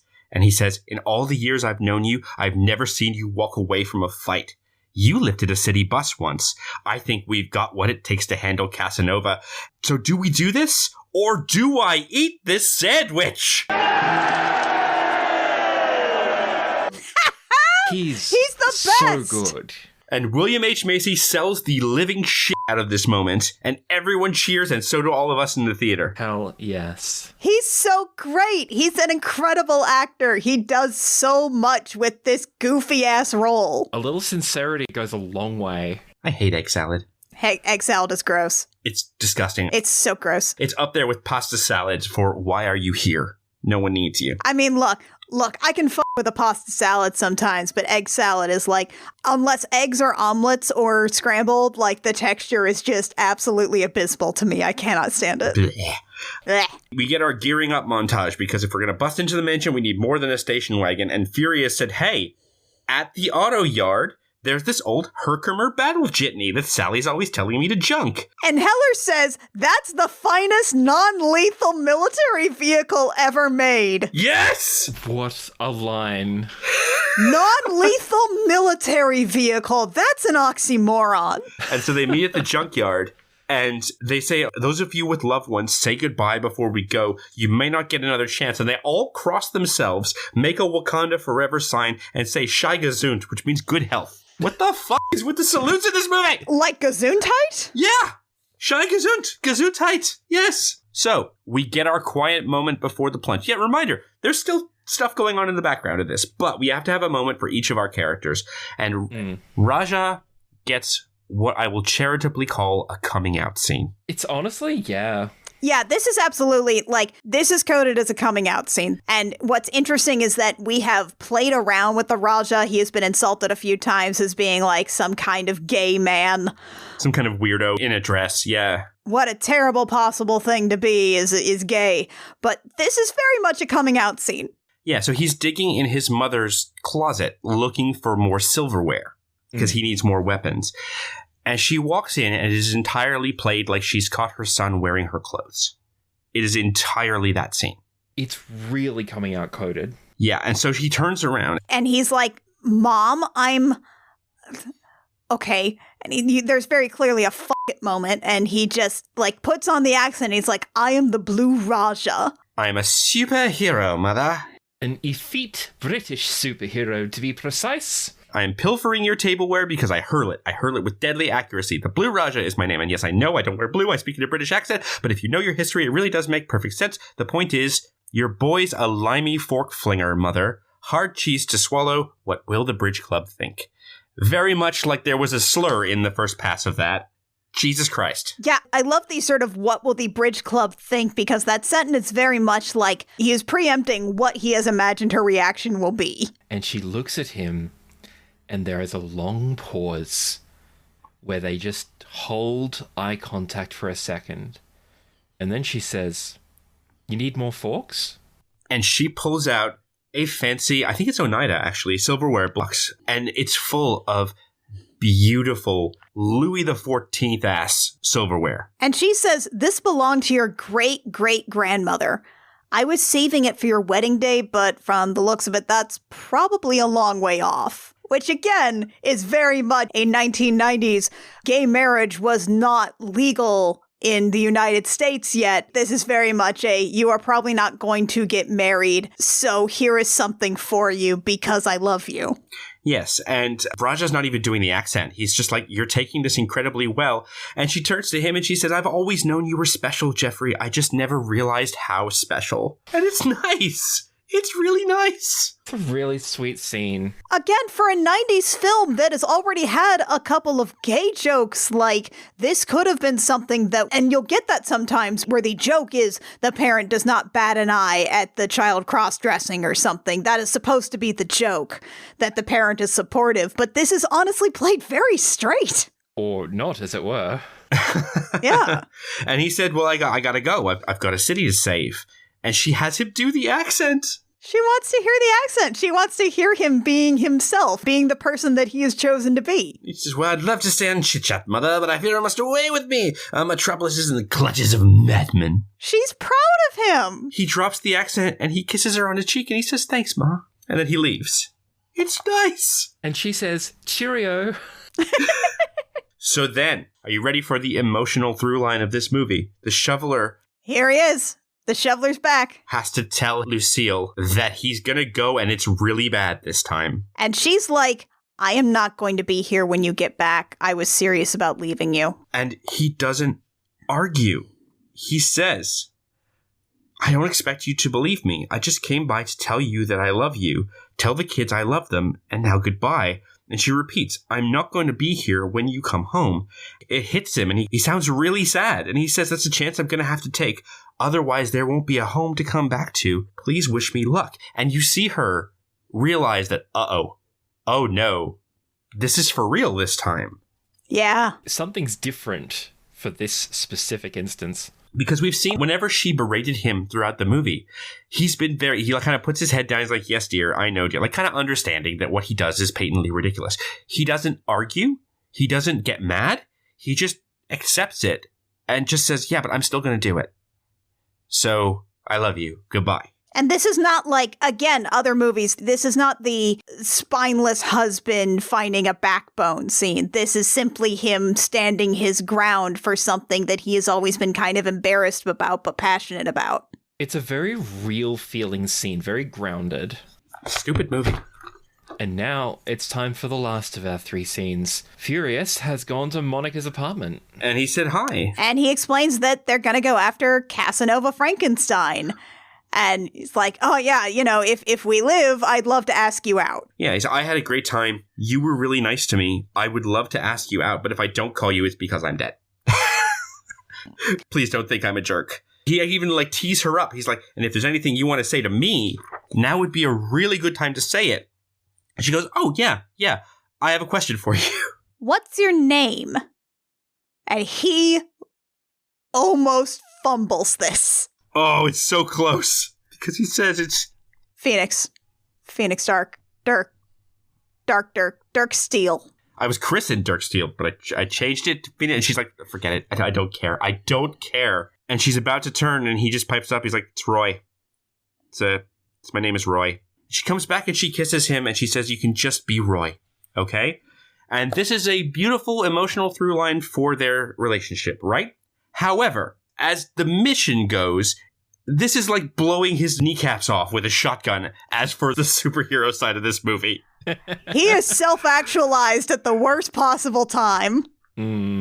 Yeah. He's sitting there in the van and he's going, Roy, I'm Roy. I'm Roy? Who is Roy? Roy is who? Who could I be? And everyone around him is like, oh my God, she broke him. She broke him. He's freaking out. It's like, yeah, I don't have any superpowers. Let's be real. I've never had any superpowers. I'm a complete poser. I'm a wannabe. But you lifted a bus, man. That was incredible strength. And he's not saying this like he's depressed or something. He's just self-actualized. He's being earnest. He's practicing radical honesty at this point. And he's like, no. Well, I didn't actually lift the bus. And Splinter's like, well, that story's legendary. Come on. He's like, I sort of pushed it. It's like, you still pushed a bus? That's so heavy. Well, the driver might have had his foot on the gas, and it might have been already rolling, but then the rest of it was me. And that's when we get our only swear in the movie, because Raja goes, oh, shit. And then, as they cut back to Spleen's react, a huge flare of fire goes behind him, and he says, excuse me, that was also not planned. That was a bit of something had fallen into the barrel that was on fire and made a big flare, and Paul Rubens kept the take and rolled with it and said, excuse me, and they kept it in. That's really good. That's good adaptation. In the background, Invisible Boy and Dr. Heller are looking at the Herkimer battle jitney. Viz gets to have a very comic book line. So what you're saying is it's basically like a giant electromagnet. Like putting too much air in a balloon and something bad happens. And Heller says, no. It's an electronuclear magnet. It's the next logical step. No, it's not. No, it's not. It's the next inevitable phase. It's not, though. It's super not, my guy. All right. Everybody shut up, because you know how they were making new outfits earlier? It's time for the reveal. Oh, yeah, it's time to see him. We got a Right Stuff power walk. Yeah! With like full lightning from the arc torch across the pavement, and they step out of the shadows. Everyone has cool suits now. They have cool outfits. They made new things. They look great. They walk in slow motion. Furious has put flames going up his leather jacket. The bowler has sparkly silver lipstick. Everyone's going great, and they're doing their power walk. And then in slow motion, you see Furious turn around and try to run, and they both hook his arms and keep walking him. I think the Blue Raja actually has some blue in his outfit now. Yes, and it's now like almost like a duster as opposed to his like bedsheet thing that he had before. Yeah. And this is one for Anna. The Invisible Boy before wore like red and white and black, like almost like Rhodesian camo. Yeah. And they would have like nets and stuff over. And I'm like, oh, right, that's camouflage. Of course, he's the Invisible Boy, right?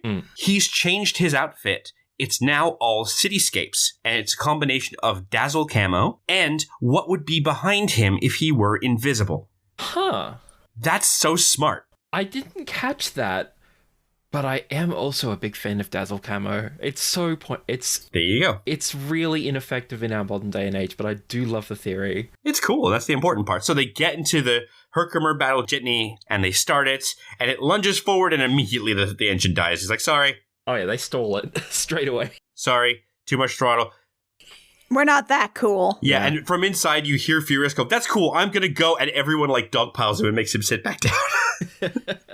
And Heller comes out and he says, Vaya con Dios. Another salute. How many salutes are in this movie? Yes. Never the same salute twice. Never make him do a second salute. So anyway, you know how we've had two scenes where they've had to slowly sneak across this long lawn at Casanova's mansion? They do that again. But before that, they try to get Mr. Furious angry. They're thinking, we need to G him up. We need to get him angry. You're a furious man. And Bowler, who seems to be the one who can make him angry the most. This is their Rat Trap and Dinobot moment, right? Except she's mean to him in such an accurate way, it just makes him sad. You're, I've got it here, actually. She says... Go on. You're abrasive and off-putting, you try and say pithy things, but your wit is a hindrance and therefore nothing is provocative, just mixed metaphors. Now, doesn't that make you angry? Does it infuriate you? No. And he's like, no! Because like me, when a girl is mean to him, it just feels bad. I know some people who love girls being mean to them, and... I know! Couldn't be me, pal. Sorry. Not Furious, not Lucas. No, Sailor Mars is mean. She's just mean to you.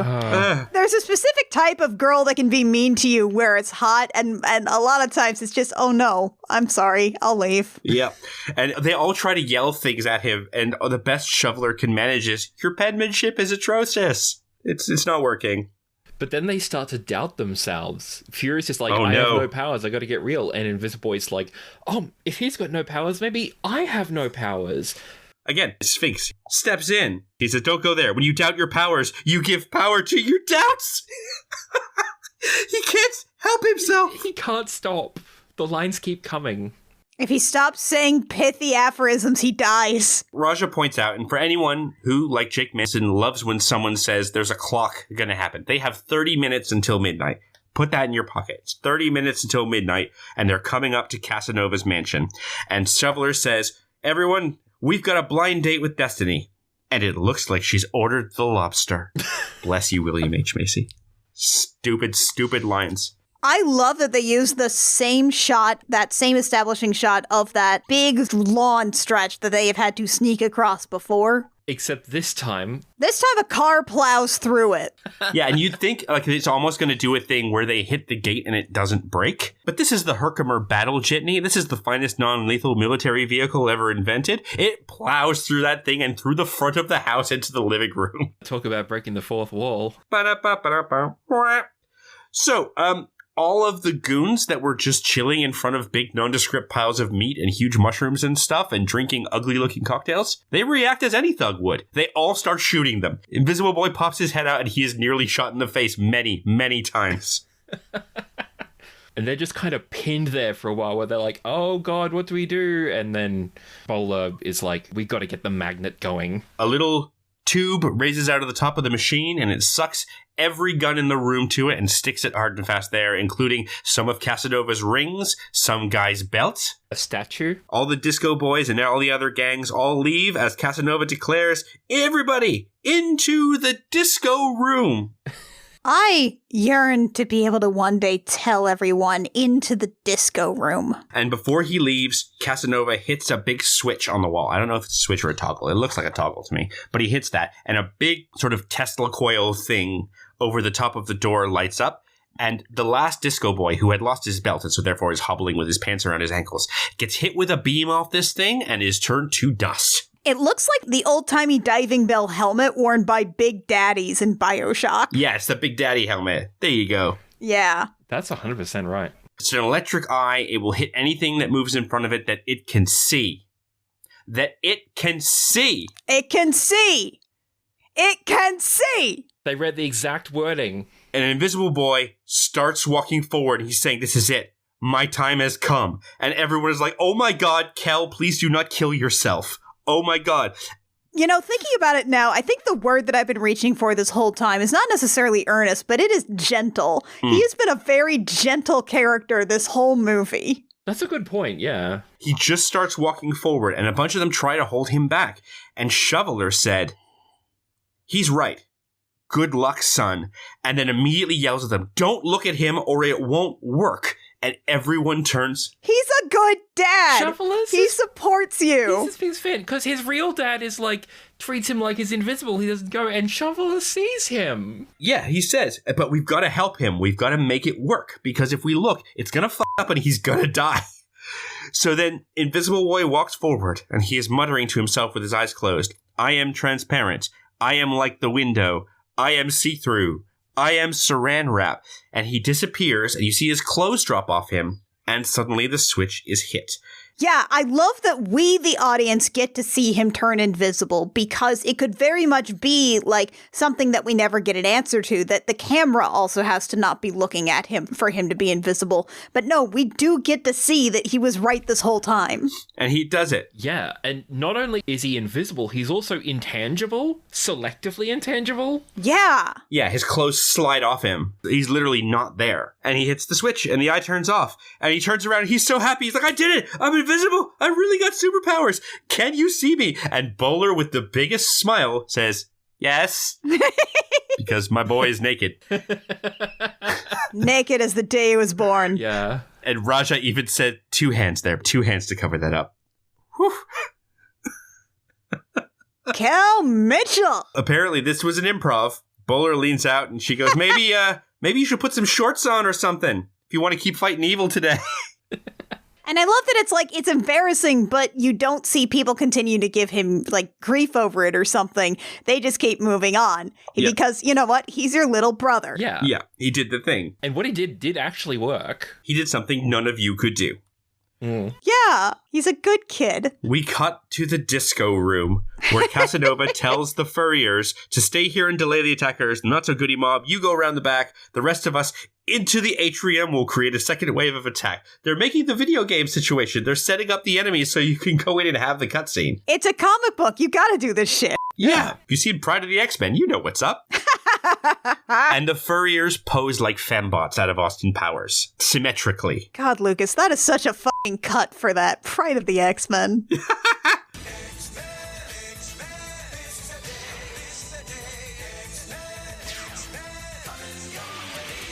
What was the name of that gang of assassins from Speed Racer? The ones who got paid in diamonds? Oh, the Flying Foxes. The Flying Foxes, yeah. Makes me think of them. With their pixie mullets, yeah. Yeah. It's the same vibe. It's a bunch of hot women who go, meow, whenever you see them.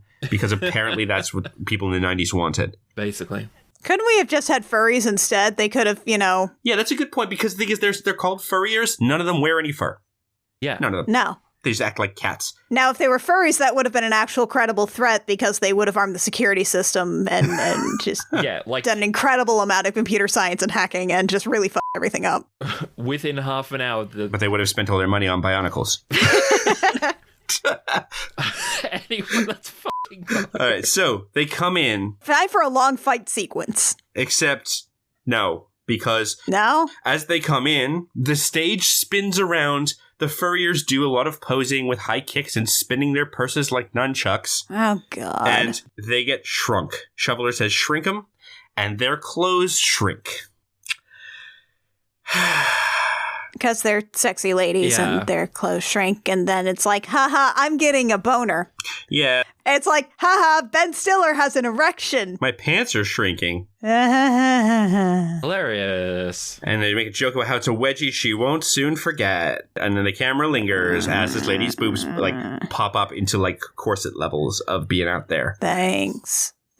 Why are we doing this? Let's move along, shall we? We move to level 2, and out come Not So Goody Mob, and they get hit with the flamethrower. And we get to see, again, that Busta Rhymes video, Fisheye Lens, as all the members of the Goody Mob yell at each other in, like, a genial, non-swearing kind of way.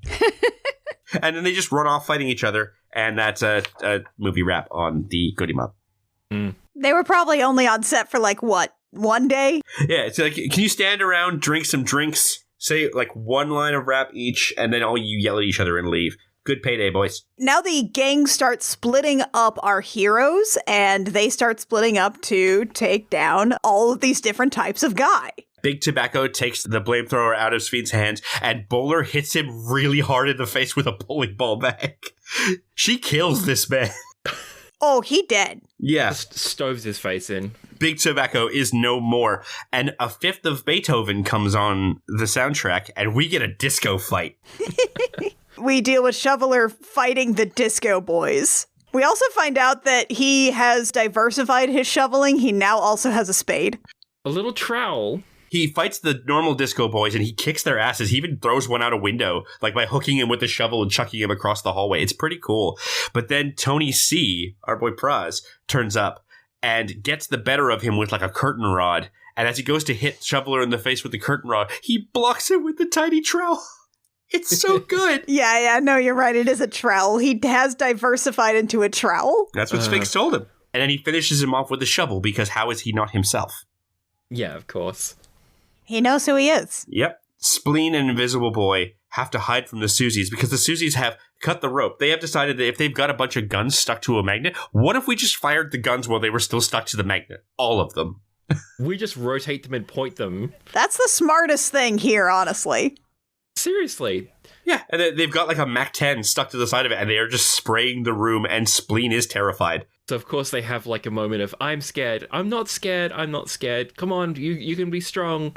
They run across open ground and Spleen cops a bullet to the ass because where else are they going to hit him? Obviously. He's a fart-powered superhero. Of course he gets to scream, I can't feel my ass.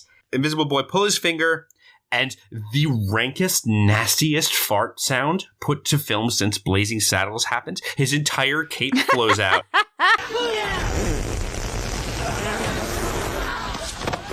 And rather than it being a targeted thing where someone falls down, you get to see every Susie in the room react like they've just been mustard gassed. And they all scream and die, and Spleen looks back at Invisible Boy and he goes, it'll do. And it immediately keels over because he has been shot. Oh, what a mess.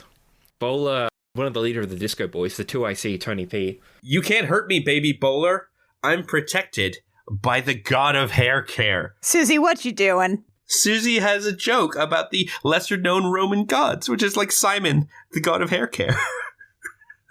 Susie. And Susie makes a flamethrower with her hairspray, and Bowler gets to do some Inigo Montoya shit because you killed my father. Yeah. And Tony P says, you don't have the guts to kill me because you're not a killer. And she's like, you're right, I'm not. I might eventually find it in my heart to forgive you. And as she is doing this, she launches her dad bowling ball out the side of the room. And it flies around, picks up speed like the Flash running around the world, and hits Tony P directly in the face and carries him across the room. And she's like, and Carmine feels differently about forgiveness. Yeah. This old man has hate in his heart. And Tony P is dead. Tony P is dead, launches back into the bowling ball bag, and she looks into it. Now I'm going back to graduate school. That was the agreement. I love that for her. She had to leave grad school to go on a revenge spree with her haunted ball dad. Everyone's been having their moments, and it's been great. And Invisible Boy says, we're doing it. We're winning. We're gonna pull this off. And then, like Magneto at the end of the level of the X-Men arcade game, Casanova Frankenstein steps out onto the balcony, has Monica in his hand with his gold-plated coke nail held to her throat, and says, all right.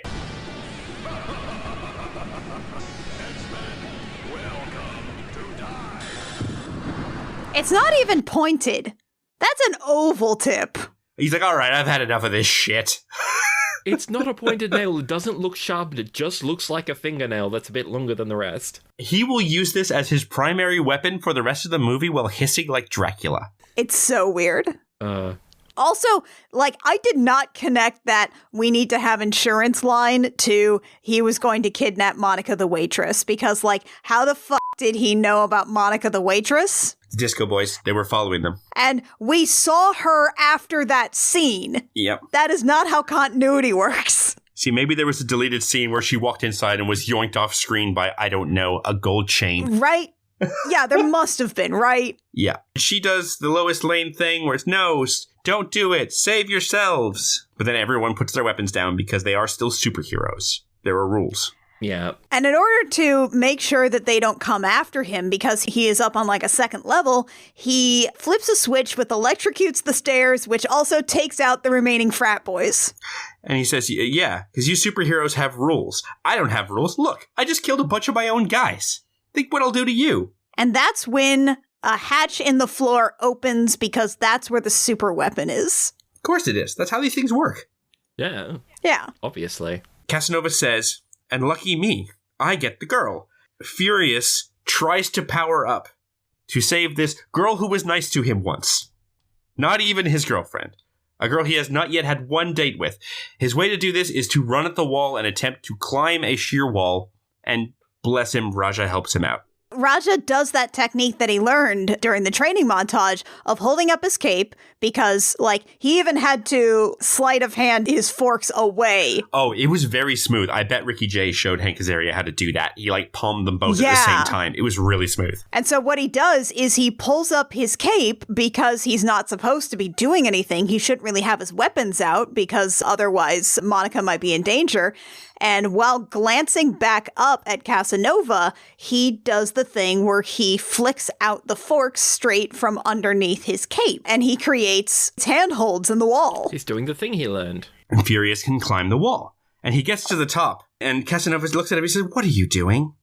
They must have ripped the Q section out of my dictionary, because I don't know the meaning of the word quit." And Casanova just hisses at him. We actually see Monica's face in this, where she's actually like, "Aw." He's trying. That's a little better than normal. He didn't stutter or nothing. Yeah, it's a marginal improvement. And Casanova puts up his dukes. And Mr. Furious gets to halfway through the line. "Oh, so you want some fisting?" And then he is hit full force in the mouth by Jeffrey Rush. He gets the shit beat out of him. Bam!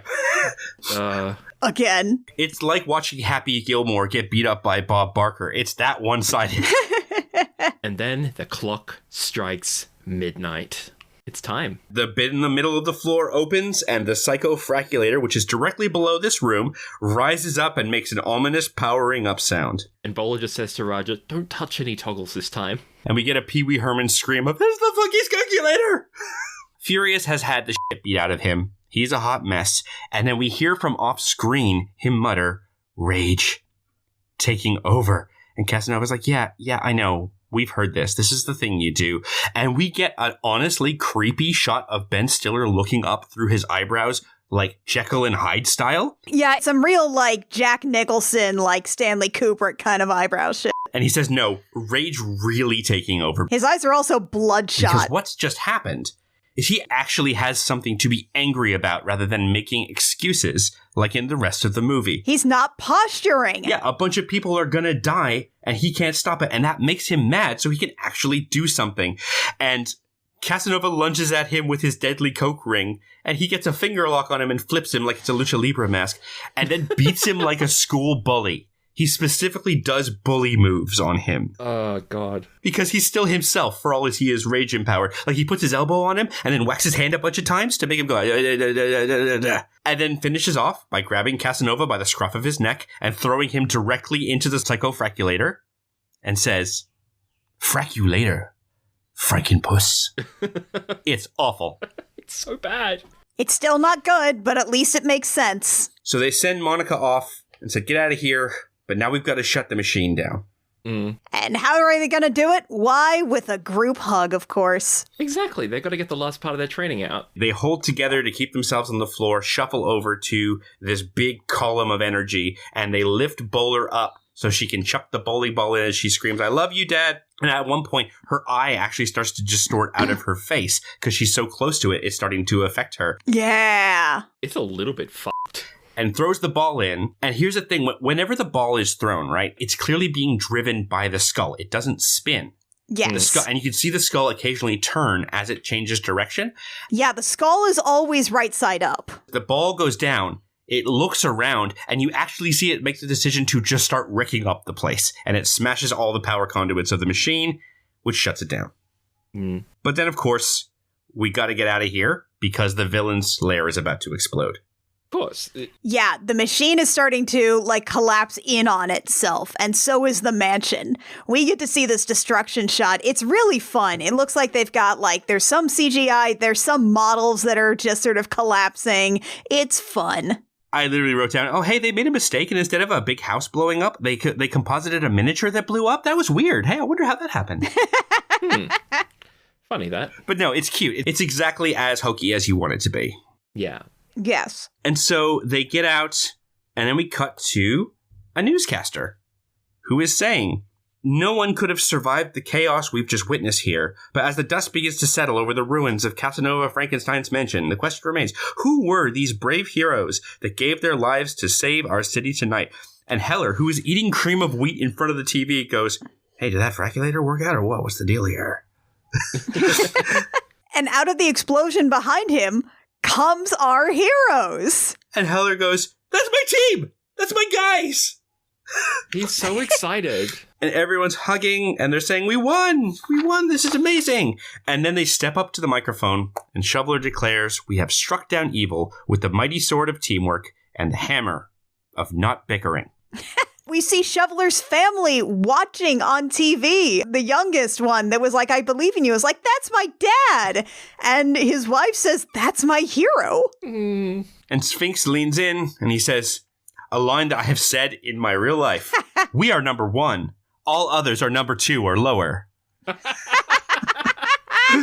Oh, that's a very... Oh, what's the guy from Guardians of the Galaxy? Oh, Drax. Yeah. Drax. It's a very Drax line. Nothing goes over my head. My reflexes are too fast. I would catch it. We see the Blue Raja, and then we cut to his mom who's watching, and she's so proud of him. And he says, in his accent, he says, Blue Raja, master of silverware. And he drops his voice and he goes, hi, Mom. And he goes, cheerio, Mummy. And she's like, oh, Jeffrey. I think he actually calls her a couple times like Ma, like just M.A., just the very flat dialect Ma. Yeah. Yeah, a couple times. And they cut to Mr. Furious, and he said, you, sir, what's your name and what's your superpower? And he goes, my name's Roy. I'm in a super amount of pain right now. Could you please leave me alone? And he doesn't get to finish the sentence because Monica throws her arms over him and says, his name's Mr. Furious and his power comes from his boundless rage. That's so cute. Aww. And then we cut back to Shoveler because he's like, I'd like to dedicate this victory to the real heroes.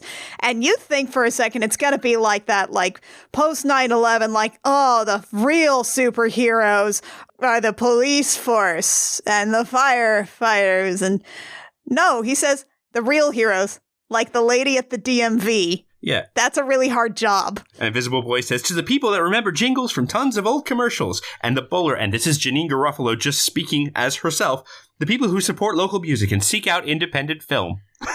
I love that we shout out people who remember old commercial jingles. Thanks, movie directed by a guy who does commercials. Yeah, and the Shoveler's still going. He's like, and the guy that drives the snowplow, and the school nurse. And he's like, hey, I think I get the point. He's right. These are all people that should be thanked. It's true. And the reporter says, what's the name of your group? And Invisible Joy is just... the Super Dudes! Yeah.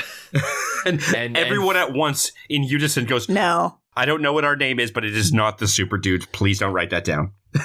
And then it's time, you guys. And so the newscaster catches it, and she's like, all right, fine. Champion City will forever owe a debt of gratitude to these mystery men. We got she it. Said the thing! We got the title drop. And Sphinx has to bowl back in. Wait, that's it.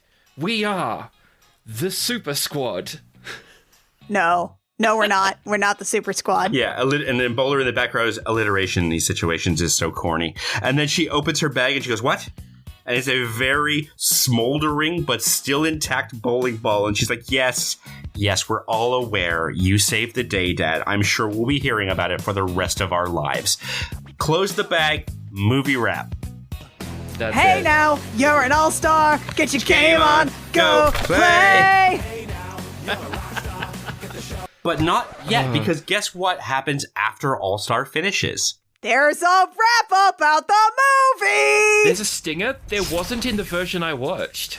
Yeah! Kel raps, and it's good as hell. Really? Kel and the MAFT MCs featuring Romaine Jones. Who are those mystery men?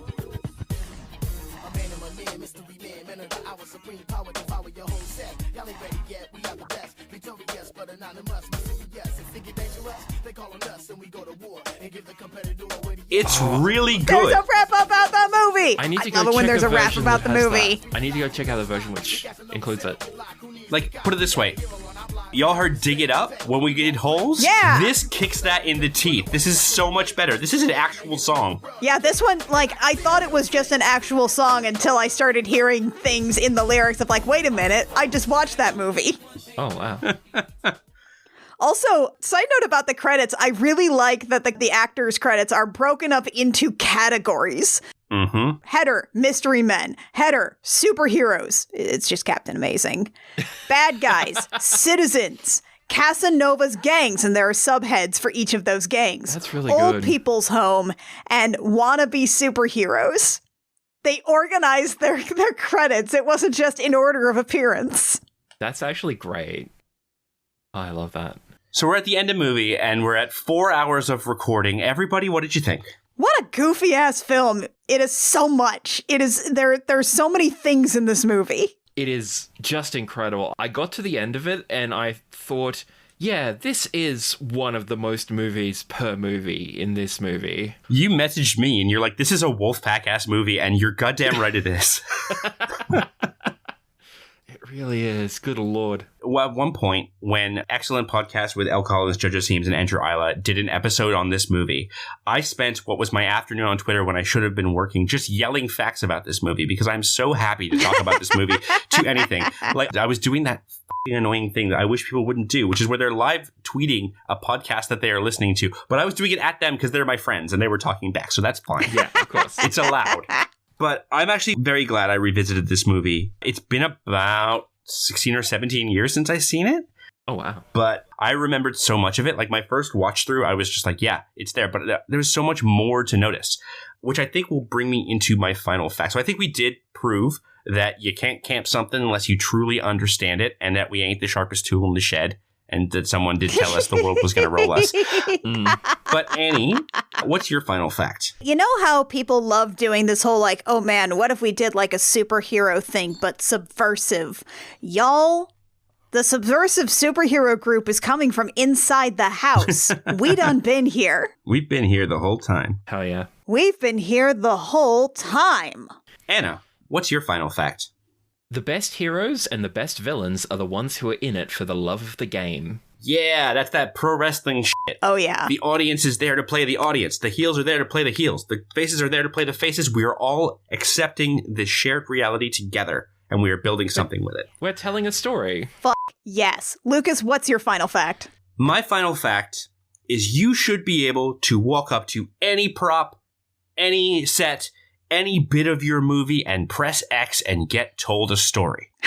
Yes, 100%. That's good. That's fun. Every movie should be Baldur's Gate 3. If I pick up a book off that shelf, I should get a story about what happened in the time of the whatevers back in the day.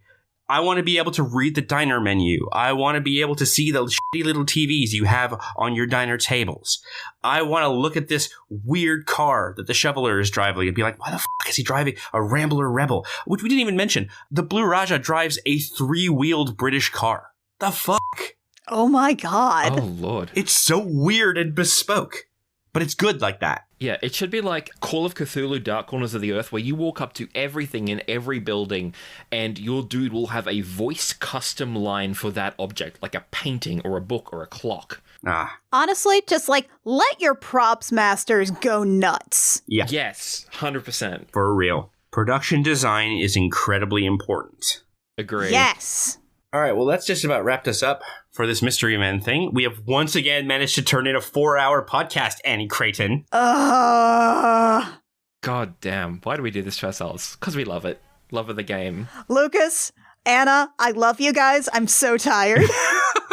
I love you too. I am giving you the biggest hugs, and I'm then going to go eat. I've had a very good time. I'm so tired. Join us next time. We'll be doing a mainline I Will Fight You, and we are going to be having Tanner Vogelzang on as our guest with main I Will Fight You group, and we are going to be talking about another weird movie that has so much movie in it, but not enough movie to qualify as a Wolfpack, folks. We are talking about A Knight's Tale. Oh shit! That one was actually on my Wolfpack list, but that's okay. Oh, Tanner called that one. Tanner has requested that one specifically. They are so excited to come on and yell about that with us. Good for them. I gladly relinquish it. If you don't make this, I will fong you until your entrails are X-trails. I love that fucking movie. It's so good. Oh, okay. All right. I gotta do it. I gotta get credits going. In the meantime, Lucas, take us out. I Will Fight You comes out every 5 weeks. It is edited by me, Lucas Brown of The Math of You. If you want to support $1 or even a couple of dollars, even $5, $10, you could do so at patreon.com/thegemjam. Give us money. Get early access to episodes as soon as I finish them. Get Annie's diaries about her characters and how they have secret crushes. You can make Max sing for you. You can do all these things for just $1 or a little bit more. Or, again, you could drop like $500 a month on us. Oh, that would really show us. We've got that tier. We have been bullied that way before. Yeah, haha, unless. Unless. Also, you can go to the Tumblr. No, it's a CRC podcast, Bisky.social. The Tumblr is crookedrussiantam.tumblr.com, I want to say. I don't remember how Tumblr URLs work. It's Crooked Russian Cam. We're going to be there. Yeah. He'll be around. Don't go to the bad website. It's like telling someone not to press on a bruise. Don't go there. Don't go there. Go to the Bluesky. It's more fun. crookedrussiancam.horse or crookedrussiancam.gay if you're nasty. Go to it. Also, there is a TeePublic site where you, like me or Anna right now, could have a cool shirt that says Wolfpack on it. You can have one that looks like an NWO shirt, and like me, you can wear it to wrestling shows and no one will know the difference. Also, you should join our Discord. Yes, you can come on and look at all the cool pet photos and the food that people are making, and you can yell about this episode. There's even a patrons-only channel, and you can pay to talk about stuff early. I bet that would show us. Yeah, you get spoilers there. Can, and links to that are on the website. Yeah, don't throw me in the briar patch. Oh, no. So join us next time, where Annie is going back to medieval England that is also modern England. Heath Ledger is so dreamy, folks. He's so cute. He's really dreamy in this one. And until then, I'm Annie. I'm Lucas. And I'm Anna. And we have fought you. Wolfpack! Oh! Ow! Wolfpack!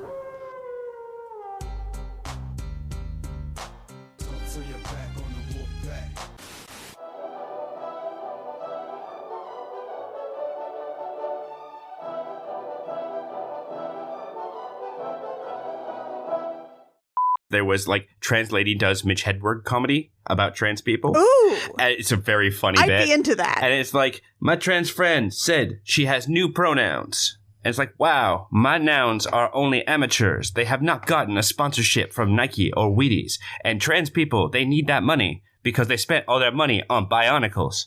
Oh, okay, yeah.